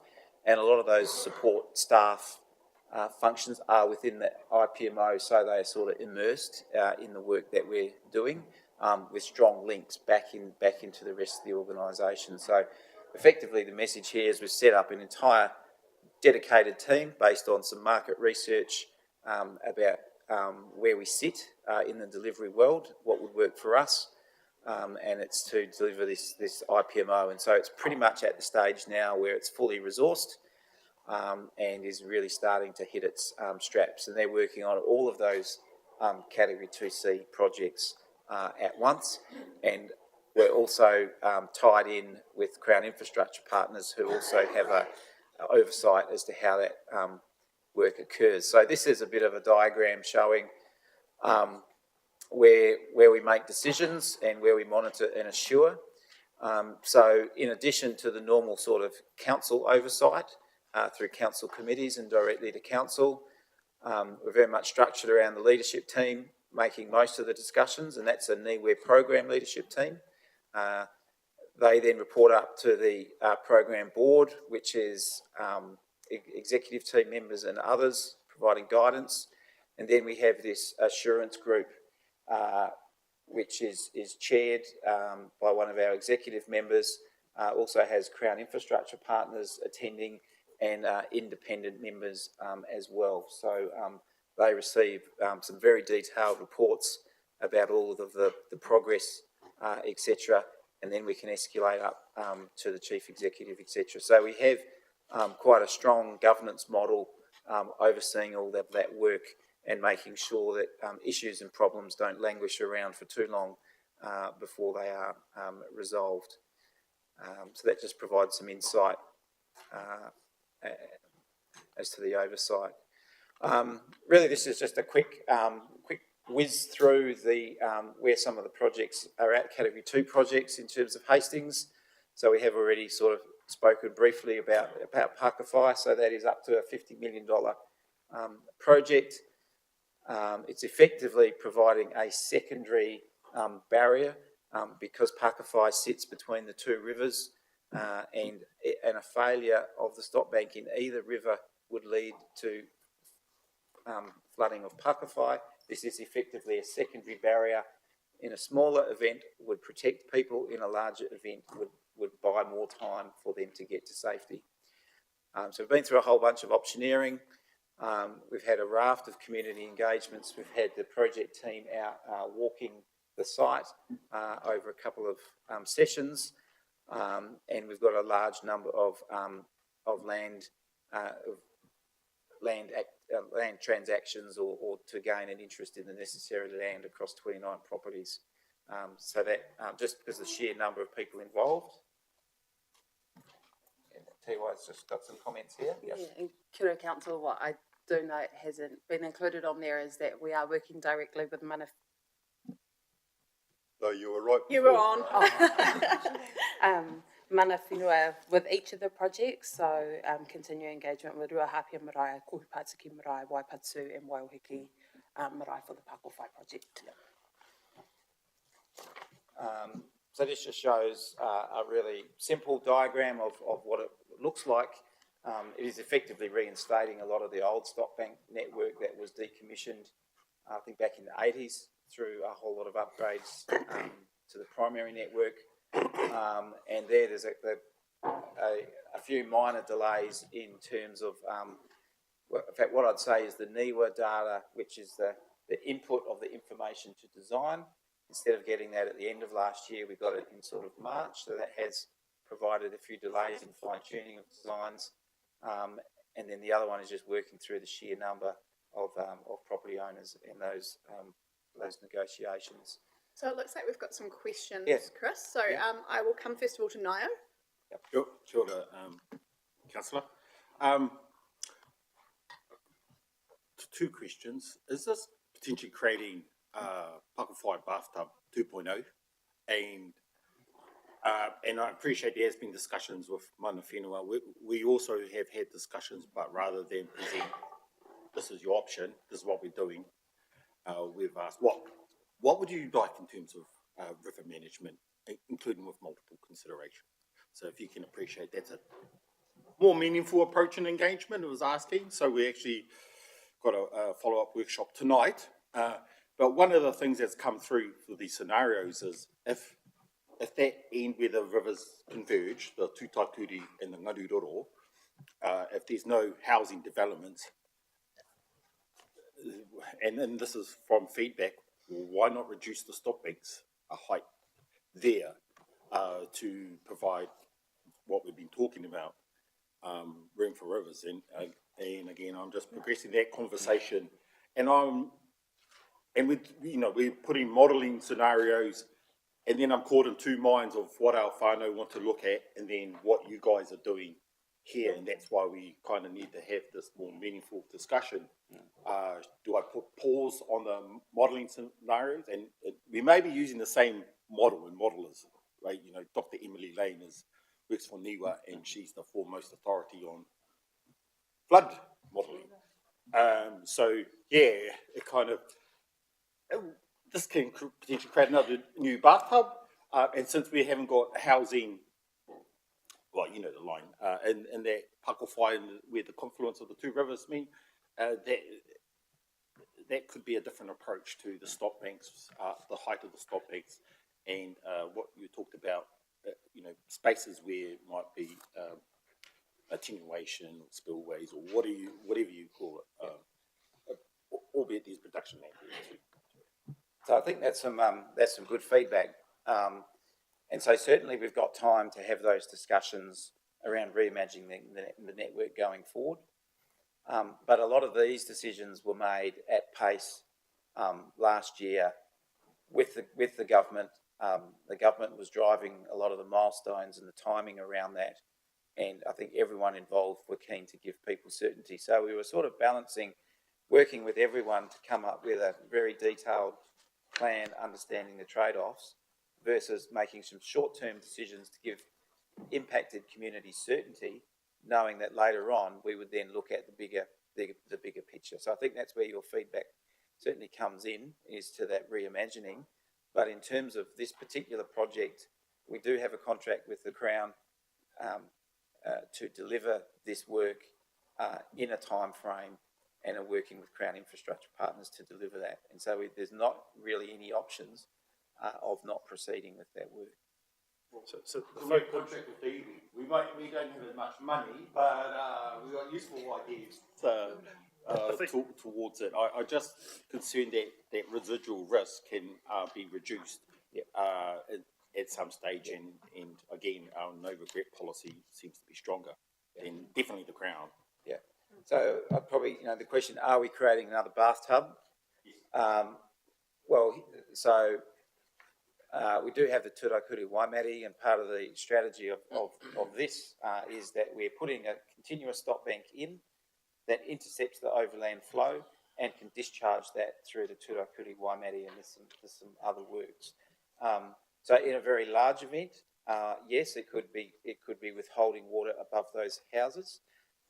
Communicating that residual risk is really important for that community to understand what residual risk is left. Sorry, Chair, just one question back to the modelling that was raised before. This seems one of the most important, initiatives that you're proposing to be modelled and then communicate that. And just going, while we're on it, it's a hard topic to communicate this to our community, but if you put it in the context of if Cyclone Gabrielle hit, this is what would happen. I think people can understand that. And I know you're not preparing to stop or avoid the damage of cyclone, but that's a useful context that people can relate to, fortunately or unfortunately. Thank you, Niall. I'll move now on to Councillor Corbyn. Thank you, Chair. Mine's probably in a similar vein to Niall. So that spillway is essentially going to act as a retention area until it's pumped out into the Ngaroa. Is that correct? No. So the high level concept is it's a secondary barrier. So first we have to have a failure in either catchment, which would lead to overland flow into Pakowhai. This would intercept that flow from the semi-urban environment, and the Turakuri Waimate would convey that flow away in smaller events. And so there's also some work to do. There's a high flow discharge for the Turakuri Waimate, and there's also options of how that could be fed through right down lower in the confluence. So in the first instance, it's about intercepting and moving that water away so people are safe. But in a very large event, you could conceivably create storage of water behind that stop bank if it exceeds the conveyance capacity, and this is what the team are working through. Like all designs, it will have limits, and we'll clearly articulate what those limits are. Has that work been done yet? So that work is being done now. It's being done now. And as work is completed and meets certain milestones, it's first shared with the community at risk, so that what we'd say the 2C community, and then it's more broadly shared beyond that. But our focus on our primary focus on communication is with each of the 2C communities, and then we broaden that out as required. And that's to keep up the pace of delivery. Yep. Councillor Kerr. Very, very simple question. So the design of this is to protect the properties in the top right of the photo. That's correct. Or to give them more time. But both. So in a small event, protect. In a very, very large event, it might be to give them more time. Thank you. Councillor Tiao Skipworth. Thank you, Madam Chair. I feel like I'm hearing a few conversations in passing without actually talking to each other. So grateful for the insight to the conversations or communications had with mana whenua, but I feel that you could have discussions with all of my cousins, not just the mana whenua, but the historical knowledge and the amount of work that's gone in from our actual iwi goes back many years. And I feel like we talk about reimagining, but imagine if you use the Mātauranga Māori that they have often paid a lot for in conjunction with our mana whenua. Kia ora. Thank you. Kia ora. Chris, if you'd like to carry on. All right, so just so the other project is Whirinaki, and we discussed this before, how we've got a challenge in Whirinaki where we've got a commitment to a 500-year level of protection to that industrial sector, and they very much need that in terms of the demands of insurance and other things. And so we have this challenge of a high level of service for the industrial versus the residential. So a few highlights there. Obviously completed that optioneering back in October. We're continuing through land access, continuing to engage with the community and mana whenua, and hopefully this is one where we can get some construction commenced later on this calendar year. And this provides just a bit of a high-level diagram with that B1, which is the existing stop bank for the industrial sector there that will be improved, and a new stop bank in that yellow continuing through past the Pa and Urapa on the coast there as new protection. So we're working through that. Councillor Kerr, do you have a question on these slides? Yes, I do, thank you. Have you finished on Whirinaki? Yes. Okay. Just to confirm that your team is liaising closely with NZTA and NZTA dreams and schemes for this area. And B5, I'm interested in B5 because I know the Bayview community are concerned that if we put a stop bank on one side, it's going to send the water, if the river mouth gets closed, down through them. So once again, I think it's about community engagement conversations. Absolutely. So first question in Waka Kotahi. So we are in discussions with Waka Kotahi. There's, I think, 14 separate people within Waka Kotahi that we've spoken to throughout this Yes, project. I understand. We have escalated the issue through the RRA, who providing some support in terms of them plugging in to some key stakeholders. So it is a challenge. So this is where to provide that continuous protection on the state highway, we need to lift the road. That's about a $6 million ask. That $6 million is currently unfunded, and so this is why we're working with Waka Kotahi to understand how they can support that particular project. There are backup plans in terms of we can commence work without necessarily resolving all of those issues, but that's some risk decisions that the project governance will need to take on board. In B5? For B5, there are discussions occurring with those landowners down in B5. I think at the moment that B5 is out of scope, and that's because the assessment of effects is quite minor. So it's land that would have flooded anyway. Right. The consequence is how do you add to that flood? Yes. And so what we can't do is provide, we've got specific agreements on what protection we're going to provide. We simply can't provide protection to other communities. It's unfunded. So it's just about getting that balance on the consequential effects and also the land use there. But yeah, all ongoing discussions in that work in progress. Yeah. Thank you, Chris. Councillor Corbyn. Sorry, Chair, just back to Pakawhai. Access to 29 properties required. Is the Pakawhai Hall one of those properties? Off the top of my head, I haven't got that. I haven't got that detail, but can get back. What was that? The hall. Yes, the hall. Yep. So I'll make a note. I can get back to you on that. Thank you. Sorry, one further question, and a bit of detail, but if this yellow stop bank gets created, the impact on properties that wish to rebuild in Whirinaki, that will allow that to happen without having to be on stilts?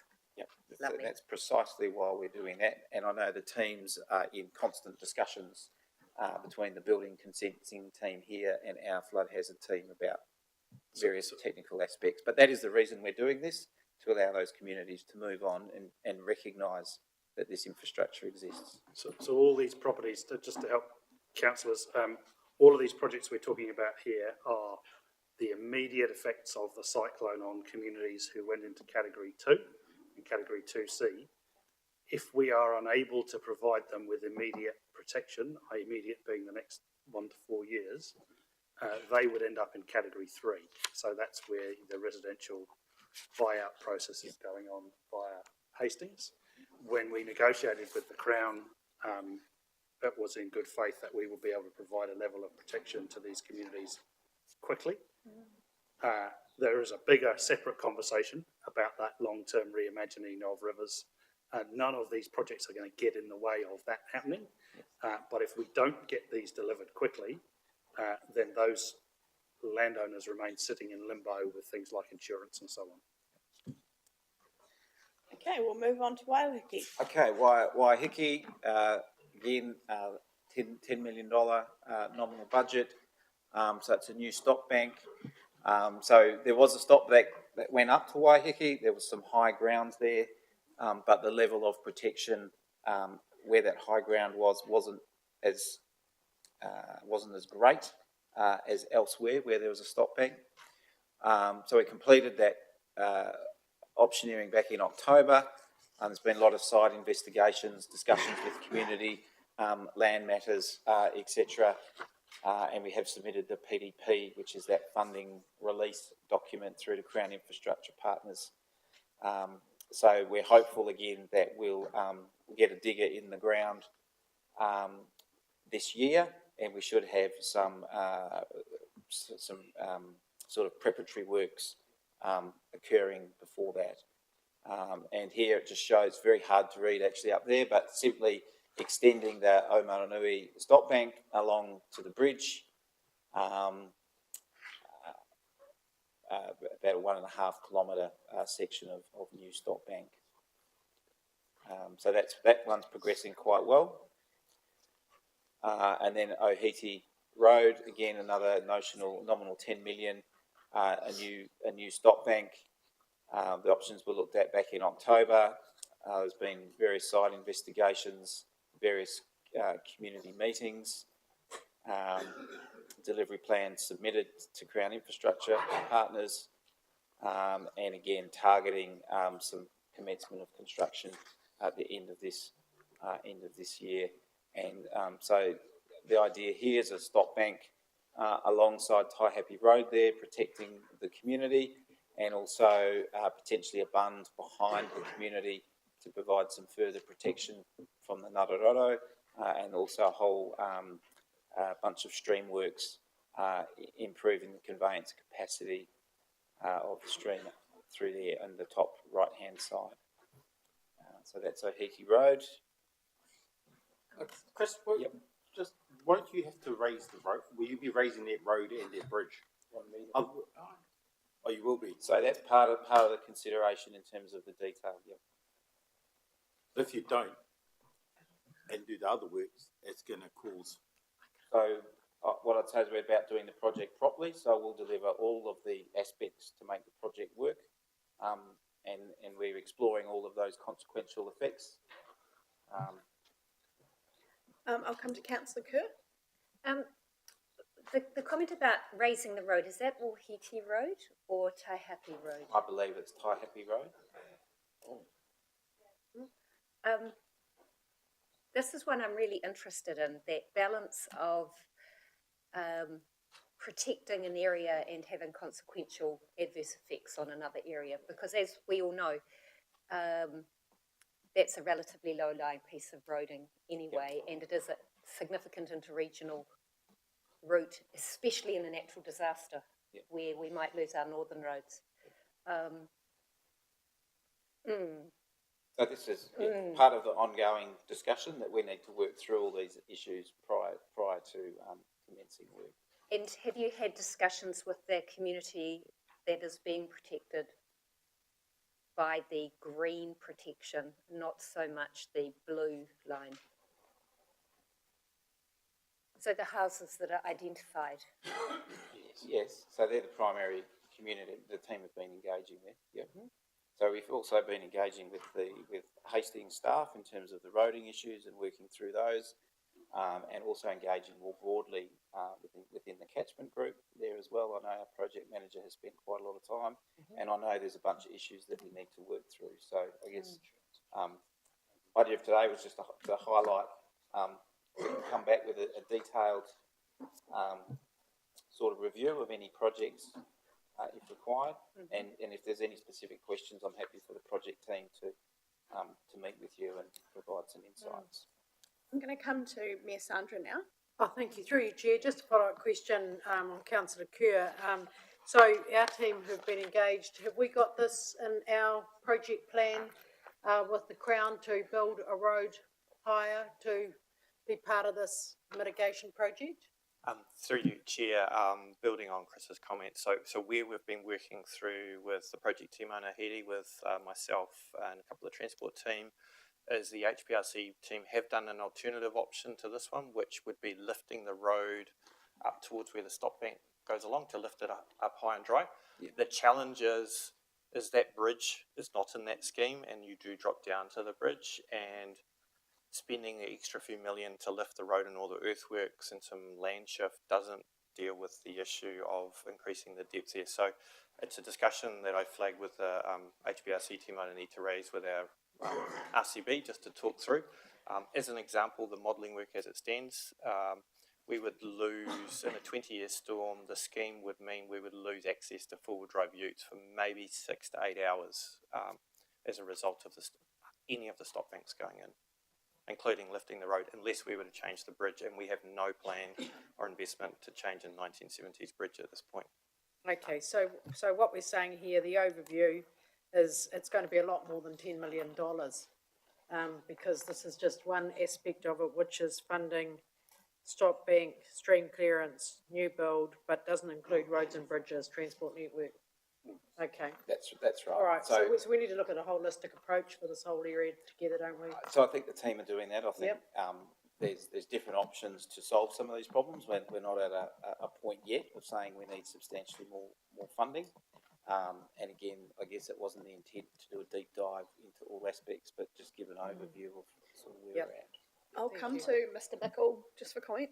So, Chris, I guess this raises the really interesting thing for us collectively. You know, the point around we made best judgments at the time, the desire to give people certainty, coupled with when we stand back and we look at the findings of the independent flood review and first order objectives around land use planning. You know, I guess it's how does it come together if the costs of a solution for 10 houses is kind of more than the costs of, you know, exploring other options like buying the properties and reducing the residual risk. So how in your mind does that, you know, come together through these processes of?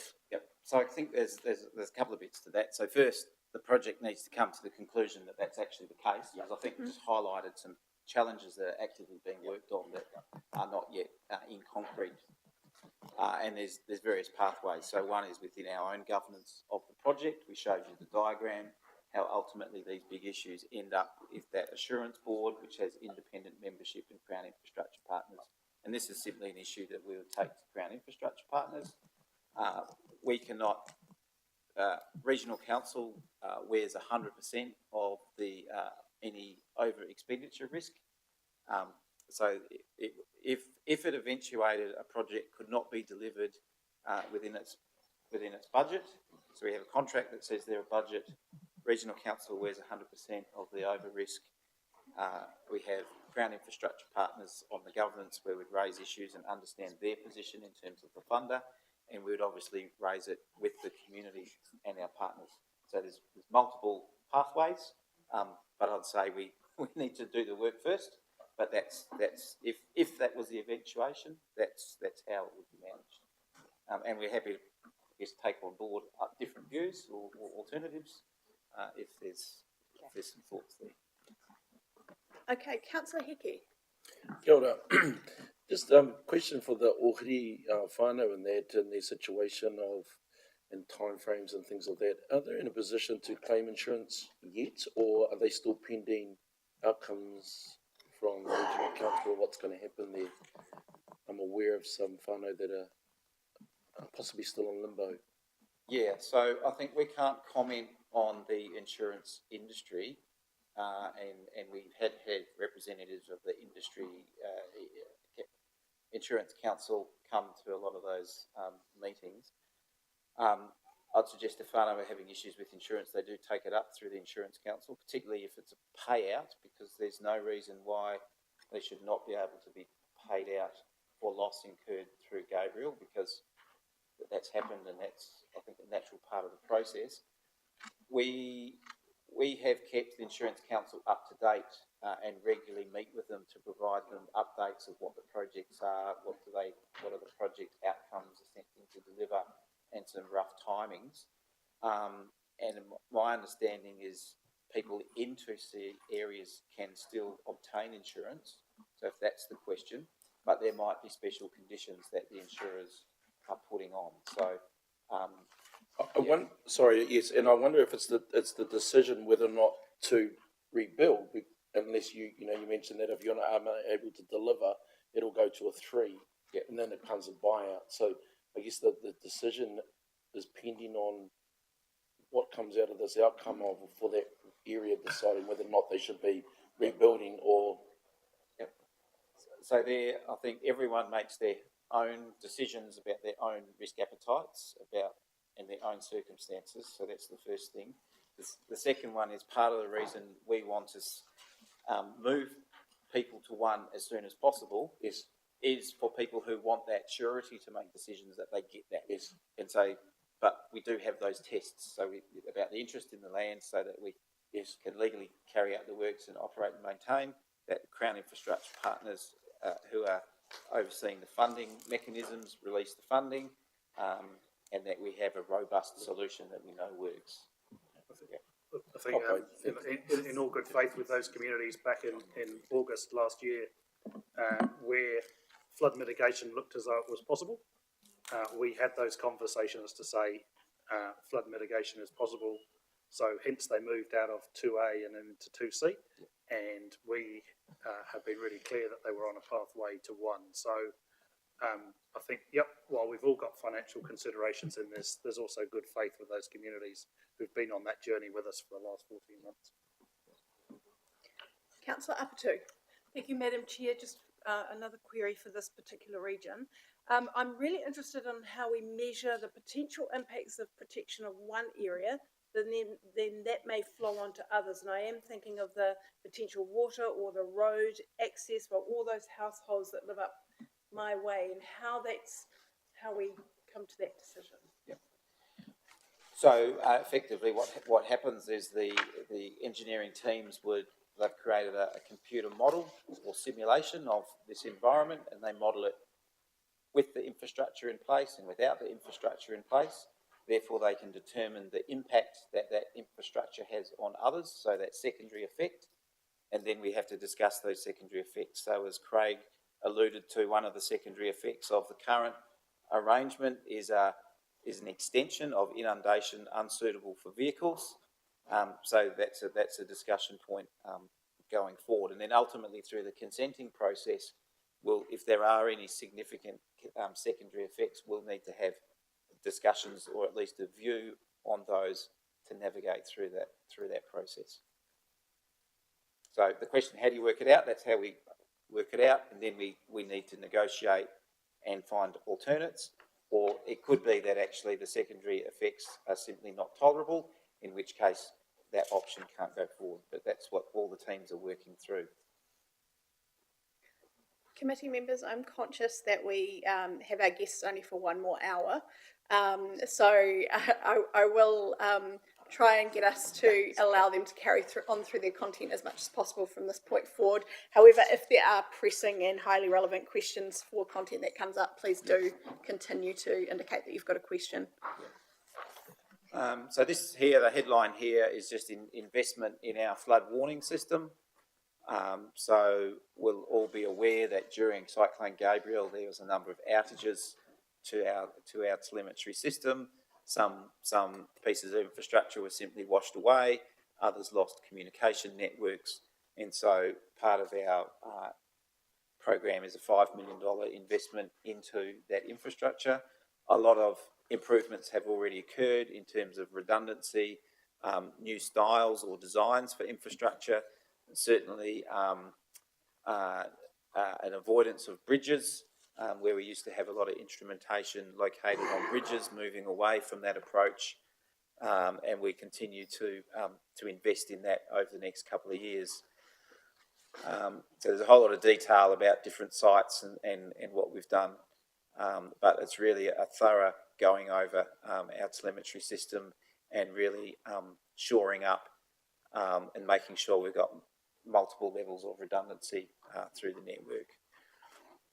The other one is some enhancements to our flood action plans. So we're working with the sector all the sort of flood hazard people across New Zealand, and there's some new standards or some work being done funded by NEMA for some consistency of approaches to flood warning. So our team are involved in that, and we're also updating all of our action plans and very much looking at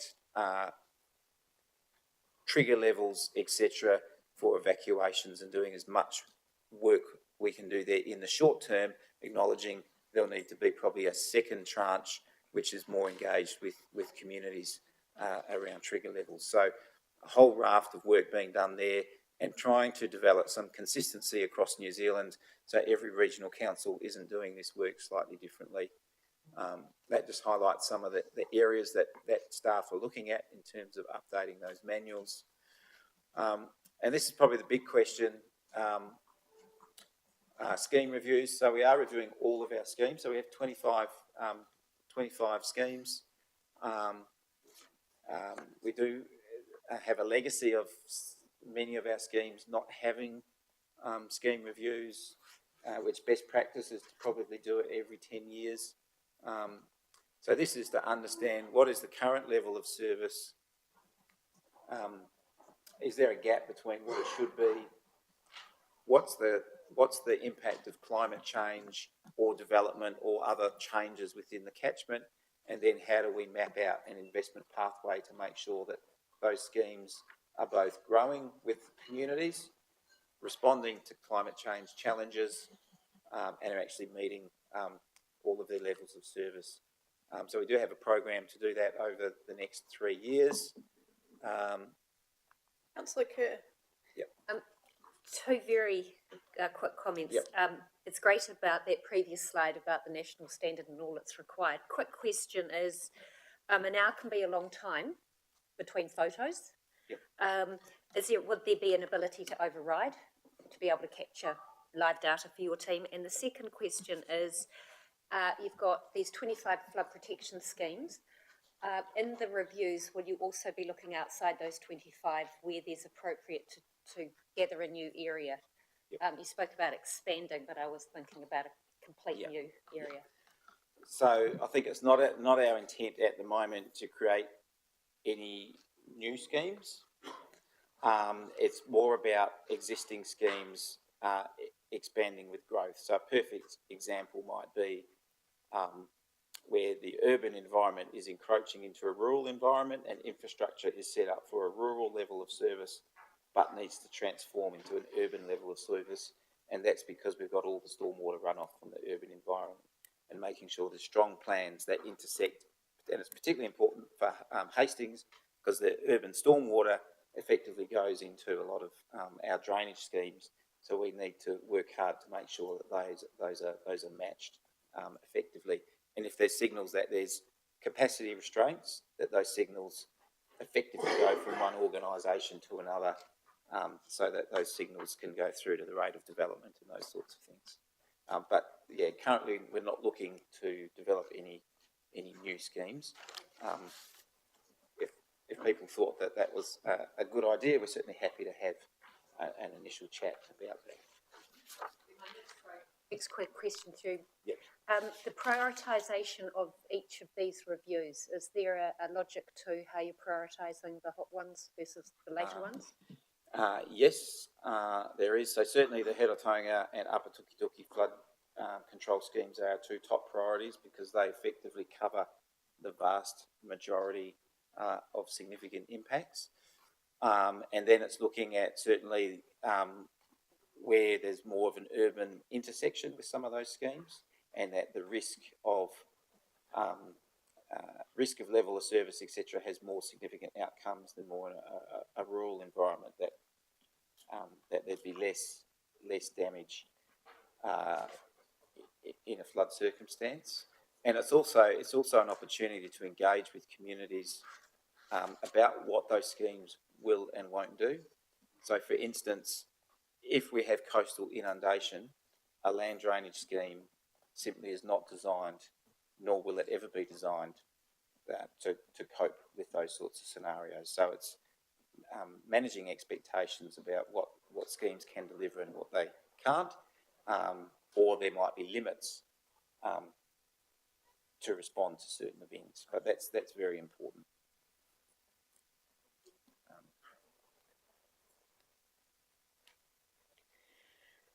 Through you, So, Chair. yep. On the Homoana Tiawanga. Yep. So just for there's commencement of that work underway now, Chris, and That's then correct. completion by November. Yep. So Does every community, does the community know about that work that's been? they certainly Okay, do. So yes. we've communicated that the scheme review is occurring, and the preliminary results should be available towards the end of this year. Right. What we've put up is a very preliminary schedule there. Yes. We're still awarding these contracts to industry, so some of these dates might change around, but what I wanted to convey in this presentation was that we're actively managing all of those reviews. Some of the dates might move around a little bit. Okay. There might be some industry capacity issues, but we are actively going through all of that work. Yep. Thank you.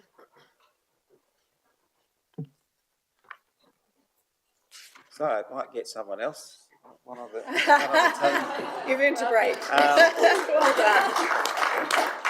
Almost You there. can just keep going. Almost there. So, look, this is the big scheme review of Heretaunga. So, what we're at, we've spent 12 months with Tonkin and Taylor doing a lot of technical work, understanding the current performance of the scheme,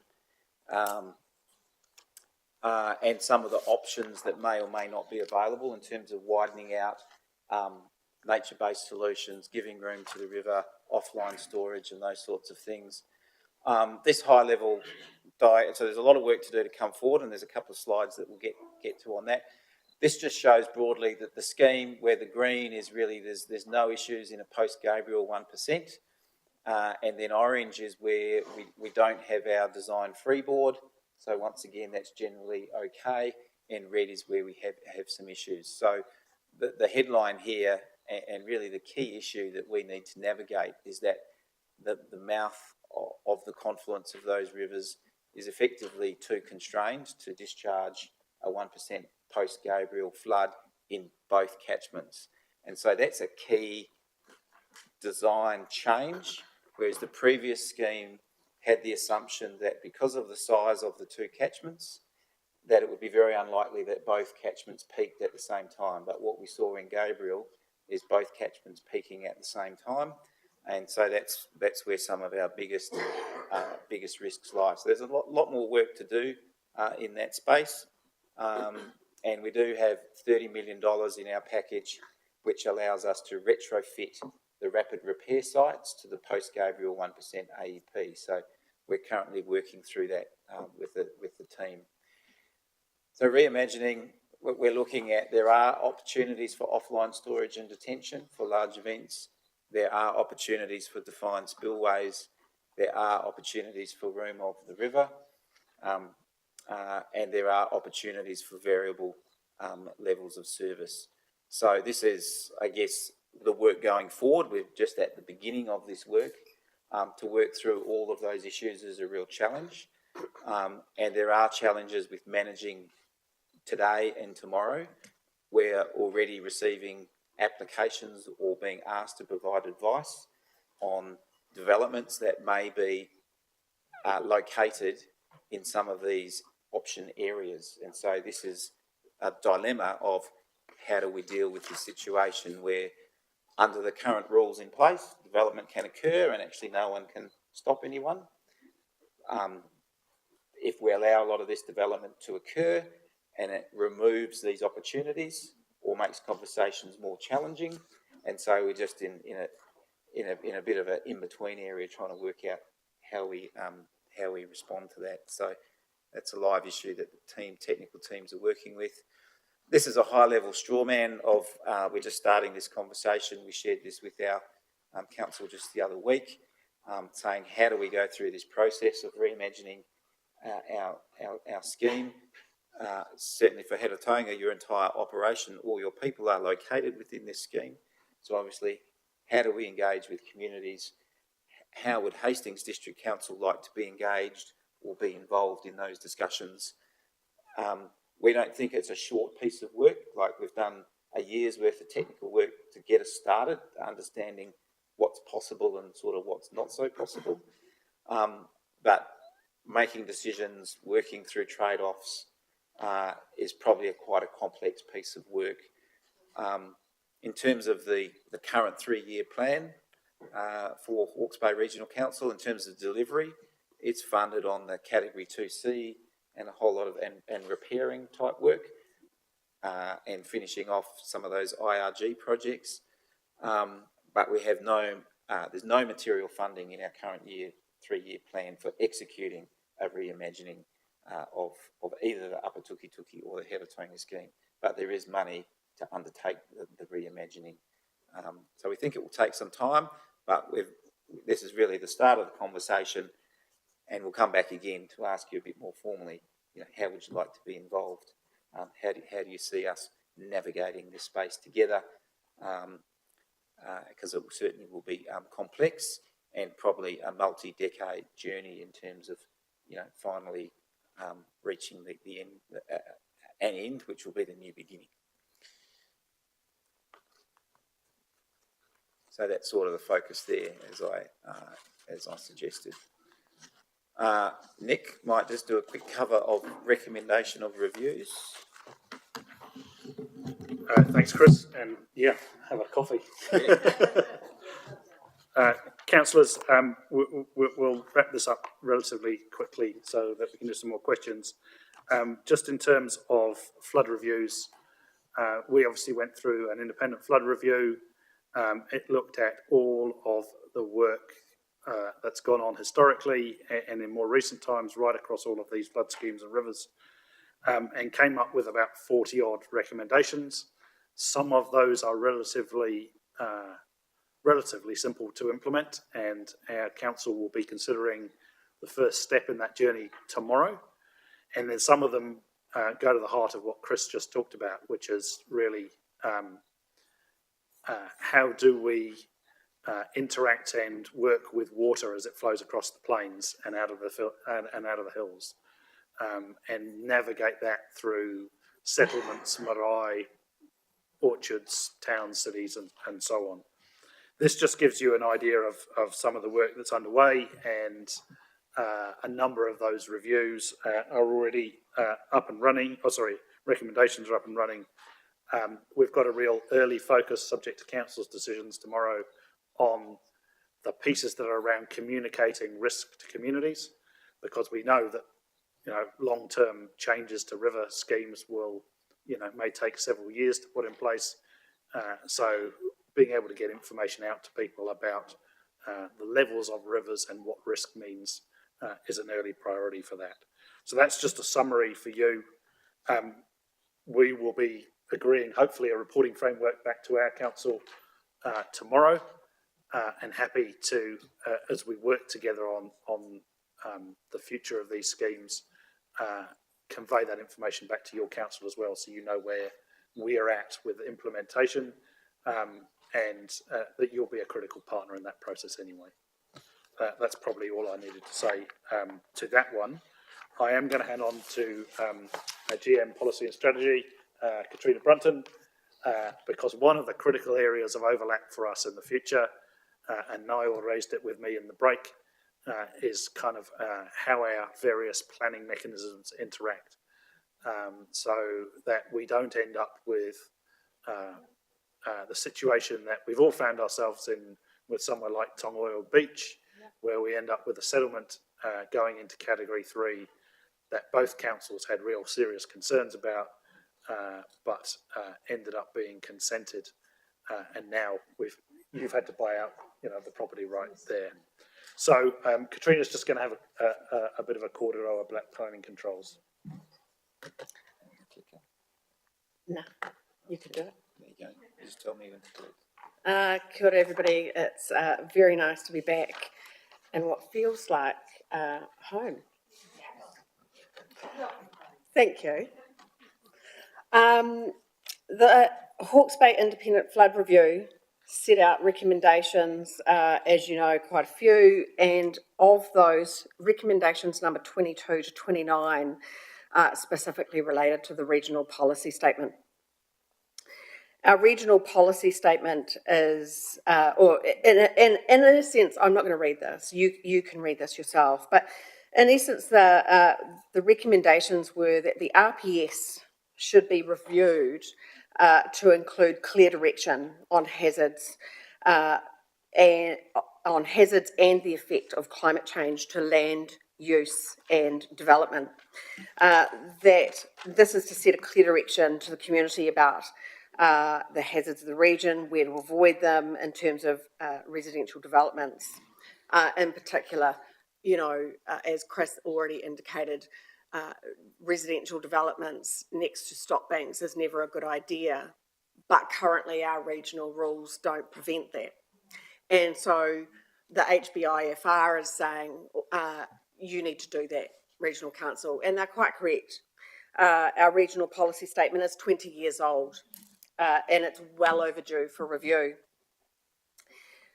You will note that the central government has just come out in the last week noting that they intend in their RMA reforms to have natural hazard rules have immediate effect. So that's actually really good news for us as a region. And what does that mean for Hawke's Bay Regional Council? Well, prior to COVID, in fact, Hawke's Bay Regional Council had undertaken to review its regional resource management planning framework, including the regional policy statement, and we're pulling that all together in a major review. And unfortunately, due to COVID and Gabriel, that was put on hold and delayed. We have picked it up since Cyclone Gabriel, and it's well underway. We have partnered with all our PSGE reps, with all our PSGEs. They are currently under contract and working away on vision and values for that regional policy statement. And we are working with technical advisory groups, including this council, with the TLAs and the wider community and industry groups. We intend to have a regional policy statement ready for a pre-consultation draft middle of 2025. It will be directive, as the report is asking, in terms of directing you as a council to then change your plans to implement much stricter land use controls with regards to hazards. It should also be noted, though, that while we work on our regional policy statement review, the region does have an exceptional hazards portal. It's been held up by central government when they were undertaking the review of land information memoranda. It was one of the best sources of hazard information that was available on a regional basis, and that's something we should celebrate. In terms of work on that, it does not currently have residual flood risk areas that Chris has been discussing, so that beyond that 1% AEP, not currently mapped in the portal. Regional Council will need to work over the years to add to that hazard portal, but that will take time and money. In the short term, though, there is nothing that stops us as councils in our policy and land use decisions from taking that best information that we have available and applying that not only to land use and development decisions and building consent processes. Katrina, we have some questions. Yeah, and in fact, that's all I really have to say on that matter. Short and sharp.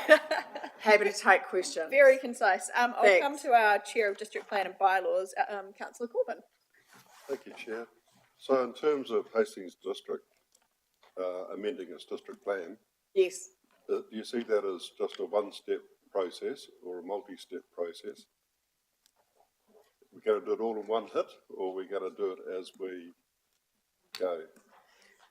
With all due respect, Councillor Corbin, I can't instruct Hastings how to do a plan change. I could give it a shot.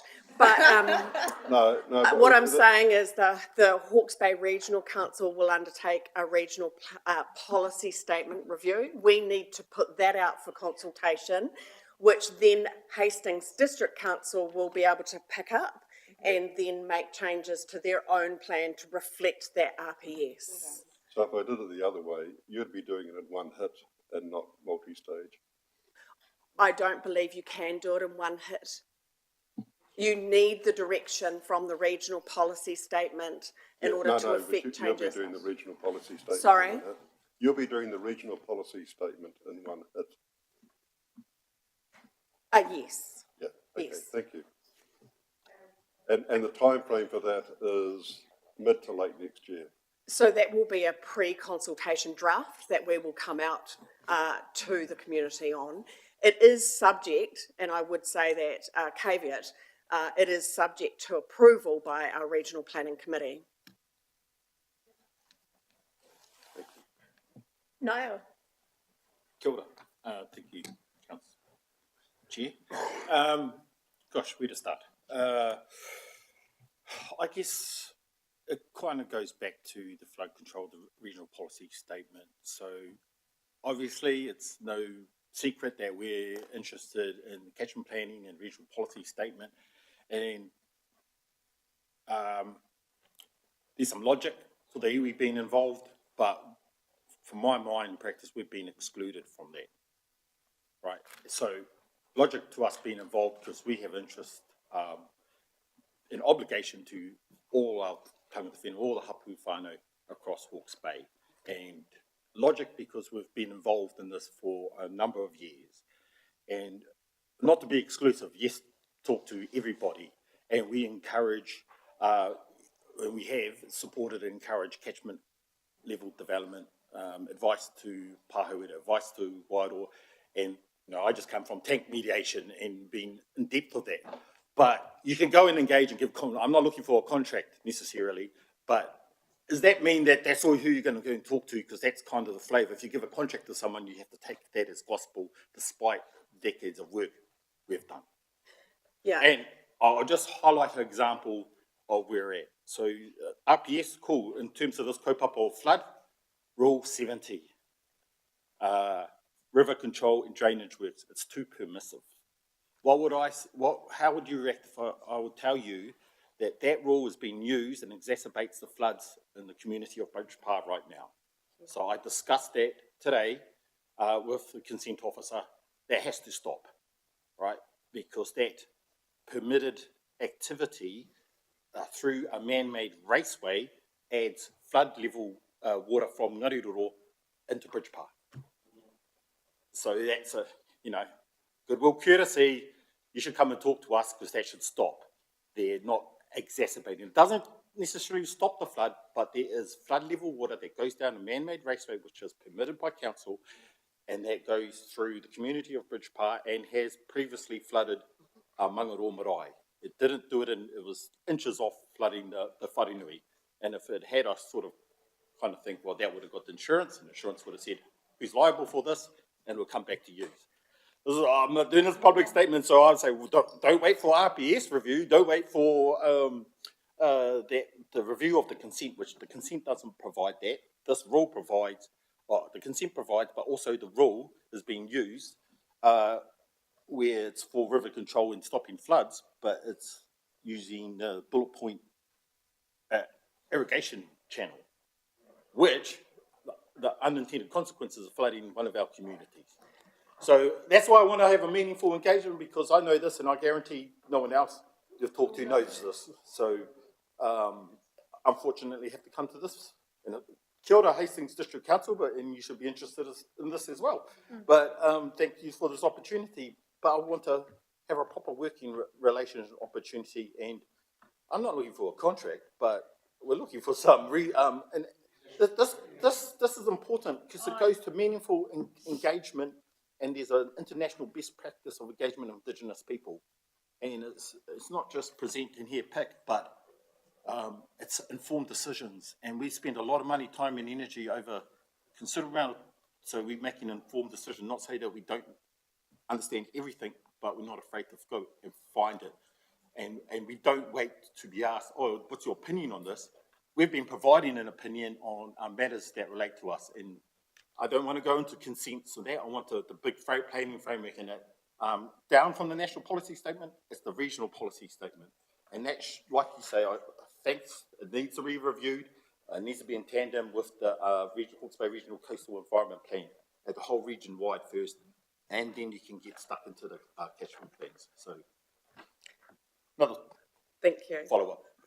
I'll start at your first question about engagement.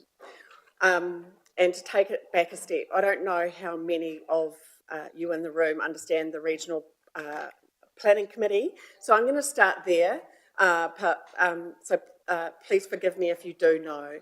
Our Regional Planning Committee in Hawke's Bay is quite a special committee born out of treaty settlements, and it is truly a co-governance arrangement for our planning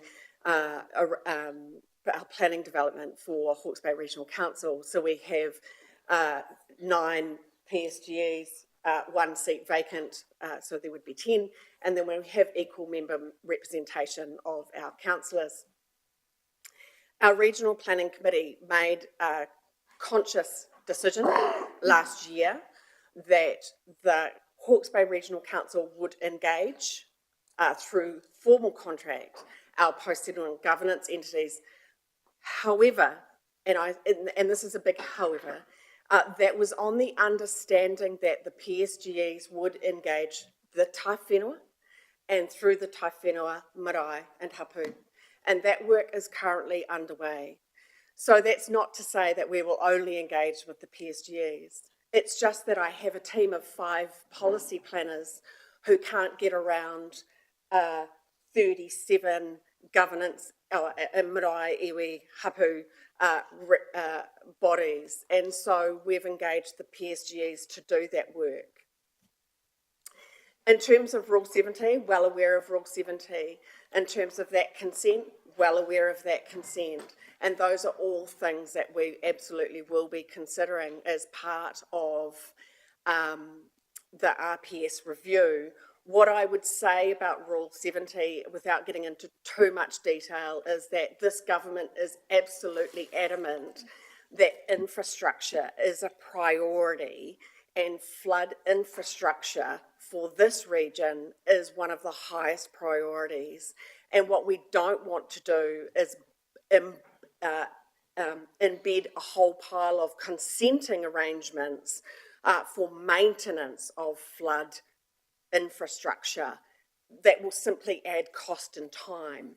And that's what that rule is there for. That's not to say that rule will remain in place as it is today. It's likely going to need some change, but it isn't actually available for individuals in the community to use. It is only for essentially Hawke's Bay Regional Council to maintain its flood infrastructure. I'm happy to absolutely... 2 points. Just through the chair, sorry, no. Yeah, sorry, through you, Madam Chair. 2 points. You can't defer your engagement responsibilities to PSGEs. That's by the by. There's still the and approach with us, and we have been working on regional policy statement. And I also have talked to PSGEs and support, like we do support catchment development and have been in that space alongside our Tai Whenua, where there hasn't been a great deal of engagement. You know, although the tank plan had the most submissions from tangata whenua than any plan in the history of planning, 70 submissions in opposition. And the Rule 70, if you do know it, then you're aware that its interpretation is contributing to flooding, and I disagree that, and I've got an email just that speaks to it, that it has been used, and it is council permitted activity in the council to allow a private individual to do some works in the river to funnel water through their consented raceway. And that does exacerbate it, and it does require a change. So I'm not going to let you off on that, because let's have a follow-up discussion, but I know my stuff on it, and I've just been saying, when do we bring it up? And I'll do it in front of Hastings, because Bridge Pa is one of your communities, And we have been trying to have a constructive discussion that this needs to change. And, you know, we do have engagement, particularly with Mangaroa, who do keep us on our feet with a lot of requests and interests. And I just want to help deal with it because otherwise they're going to keep at us. And that is a problem there that has kind of been grandparented. That let's not wait till they get flooded and it does do some significant damage. And I know the priorities there. This has to be a priority because infrastructure or this flooding of our marae and there's video footage of it and potentially our people who might cross that road, Rokora Road, that has to be a priority and be taken into consideration. Kia ora, Nairo. I think you've highlighted well that there's a great deal of conversation that still needs to go on, but you've highlighted relevant points. Chair Hiniwai. Kia ora. I just want to tautoko your kōrero ngaio and the mahi that you do across the iwi.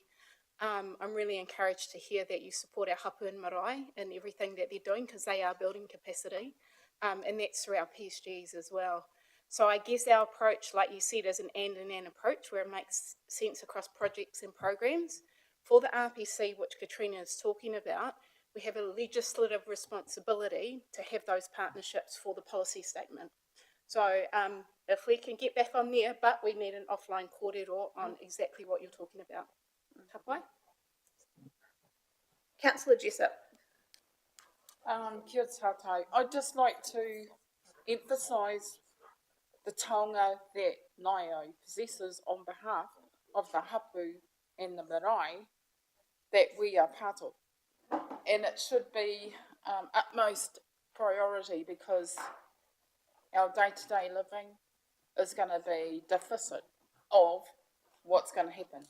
And I don't want my moko to say, my nanny didn't stand up for me. We can't have that.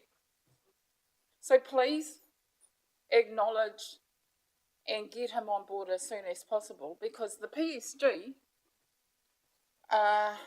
does not hold the mana like you just acknowledged. Anyway, thank you very much. But this needs to be prioritised, number one. Kia ora. Kia ora. I'll move now on to Councillor Te Ao Skipworth. Thank you, Madam Chair. I think given the beauty that we all were subjected to this morning in the Māori ward, I wouldn't say debates because I don't think there was any debate. We do have legislative requirements, but we also have moral and ethical requirements under Te Tiriti or Waitangi. And I think when we leave, it's not an individual. Ngaio's mātauranga is not individual. These are mātauranga that have been passed down by our tupuna, and I don't think we should just use the excuse of legislation to block out any mātauranga that will serve our communities well. Kia ora. Okay, team, I am conscious that we have 20 minutes left, so handing back to our guests. That might be a useful place, and just to turn that on. And just to agree that we engage in multiple ways, and Wairama was going to talk through some of the mahi that's underway with marae and hapu. Given that conversation, maybe that's a useful one to keep continued. I think more broadly, we're always conscious, I think, as a regional council in terms of communities, that we stretch all the way from Wairoa to Porongaho, and so we don't always have the same level of intimate connection that territorial authorities do. And that is always a challenge for regional councils. And also really conscious that as we've gone through the last 18 months, some of the things we've had to do collectively and individually as a regional council, we've had to do at a fair old speed. And we've also been building the waka at the same time as trying to paddle it. So I think really a signal here that the more we can build that engagement with you and work with your teams to enable some of that intimacy of conversation with communities, really keen to keep doing that. And I won't pretend that there aren't going to be some difficult decisions in some of this, that there'll be lots of views out and about in communities around the pros and cons of decisions. But particularly as we move into that place of, as Niall put it, that reimagining with rivers, there are difficult trade-offs and difficult conversations to come. And at an officers level, I know myself and Nigel really keen to be as joined up on those conversations as we possibly can be.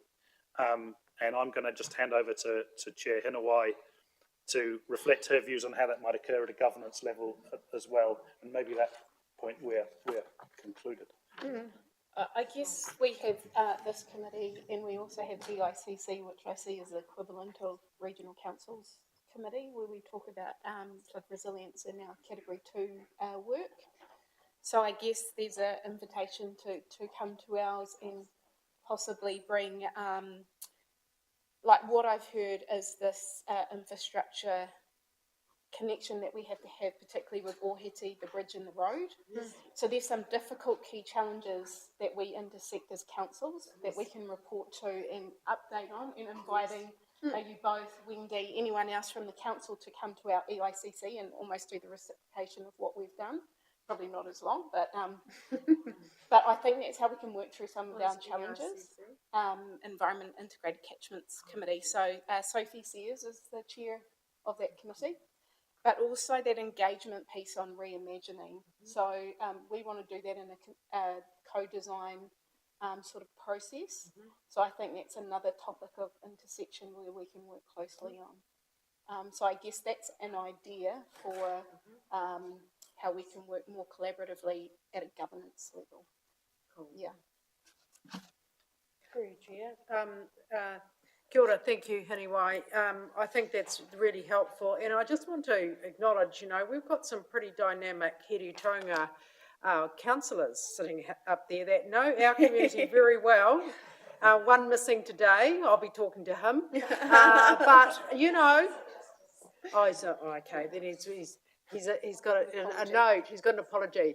But like this is, we need to be more linked up too, and you guys coming in here, sharing this stuff, we've got so many committee meetings. For us to actually go to your committee meetings, you to come to our committee, it's really tricky because we're all swamped. We've got an overwhelming piece of work to do. I think there needs to be standing items on our strategy and recovery from regional council, standing items of where you've got to through your committees. So we actually got to update at every one of these meetings, Chair, and the chief executives. So, that is immediate, back into here.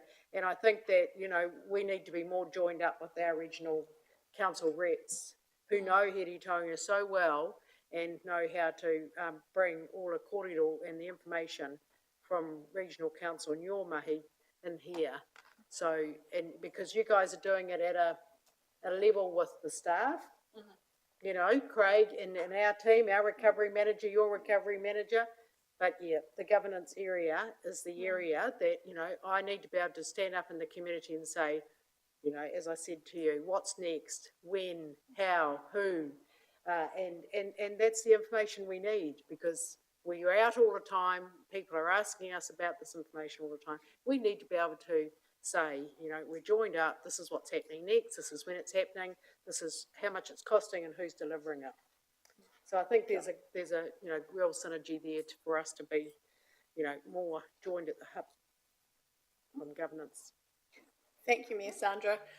I will make one final call for any last questions to make sure no one's sitting on anything else. No, thank you. Then I'd like to take this opportunity just to reflect for a moment. I've taken a few key words out of today's session. Communication, co-design, and I think the phrase I liked best was from Chair Hiniwai, radical collaboration. What a wonderful way forward this meeting paints for us all, especially if we can find those ways of keeping the information flow going at all levels. So I'd like to acknowledge and thank everyone from the Hawke's Bay Regional Council who has come here today. I realise that in all of your busy schedules, we all acknowledge that it's a big deal to come here, and we thank you for making that time, and thank you to the elected members for being here also. It means a great deal to the wider community. So on that note, I'd like to close today's meeting and would like to look to someone to help me with the closing karakia, and I think Charlie is here and he opened us, so I'm going to ask him if he'd please come forward and do that on our behalf.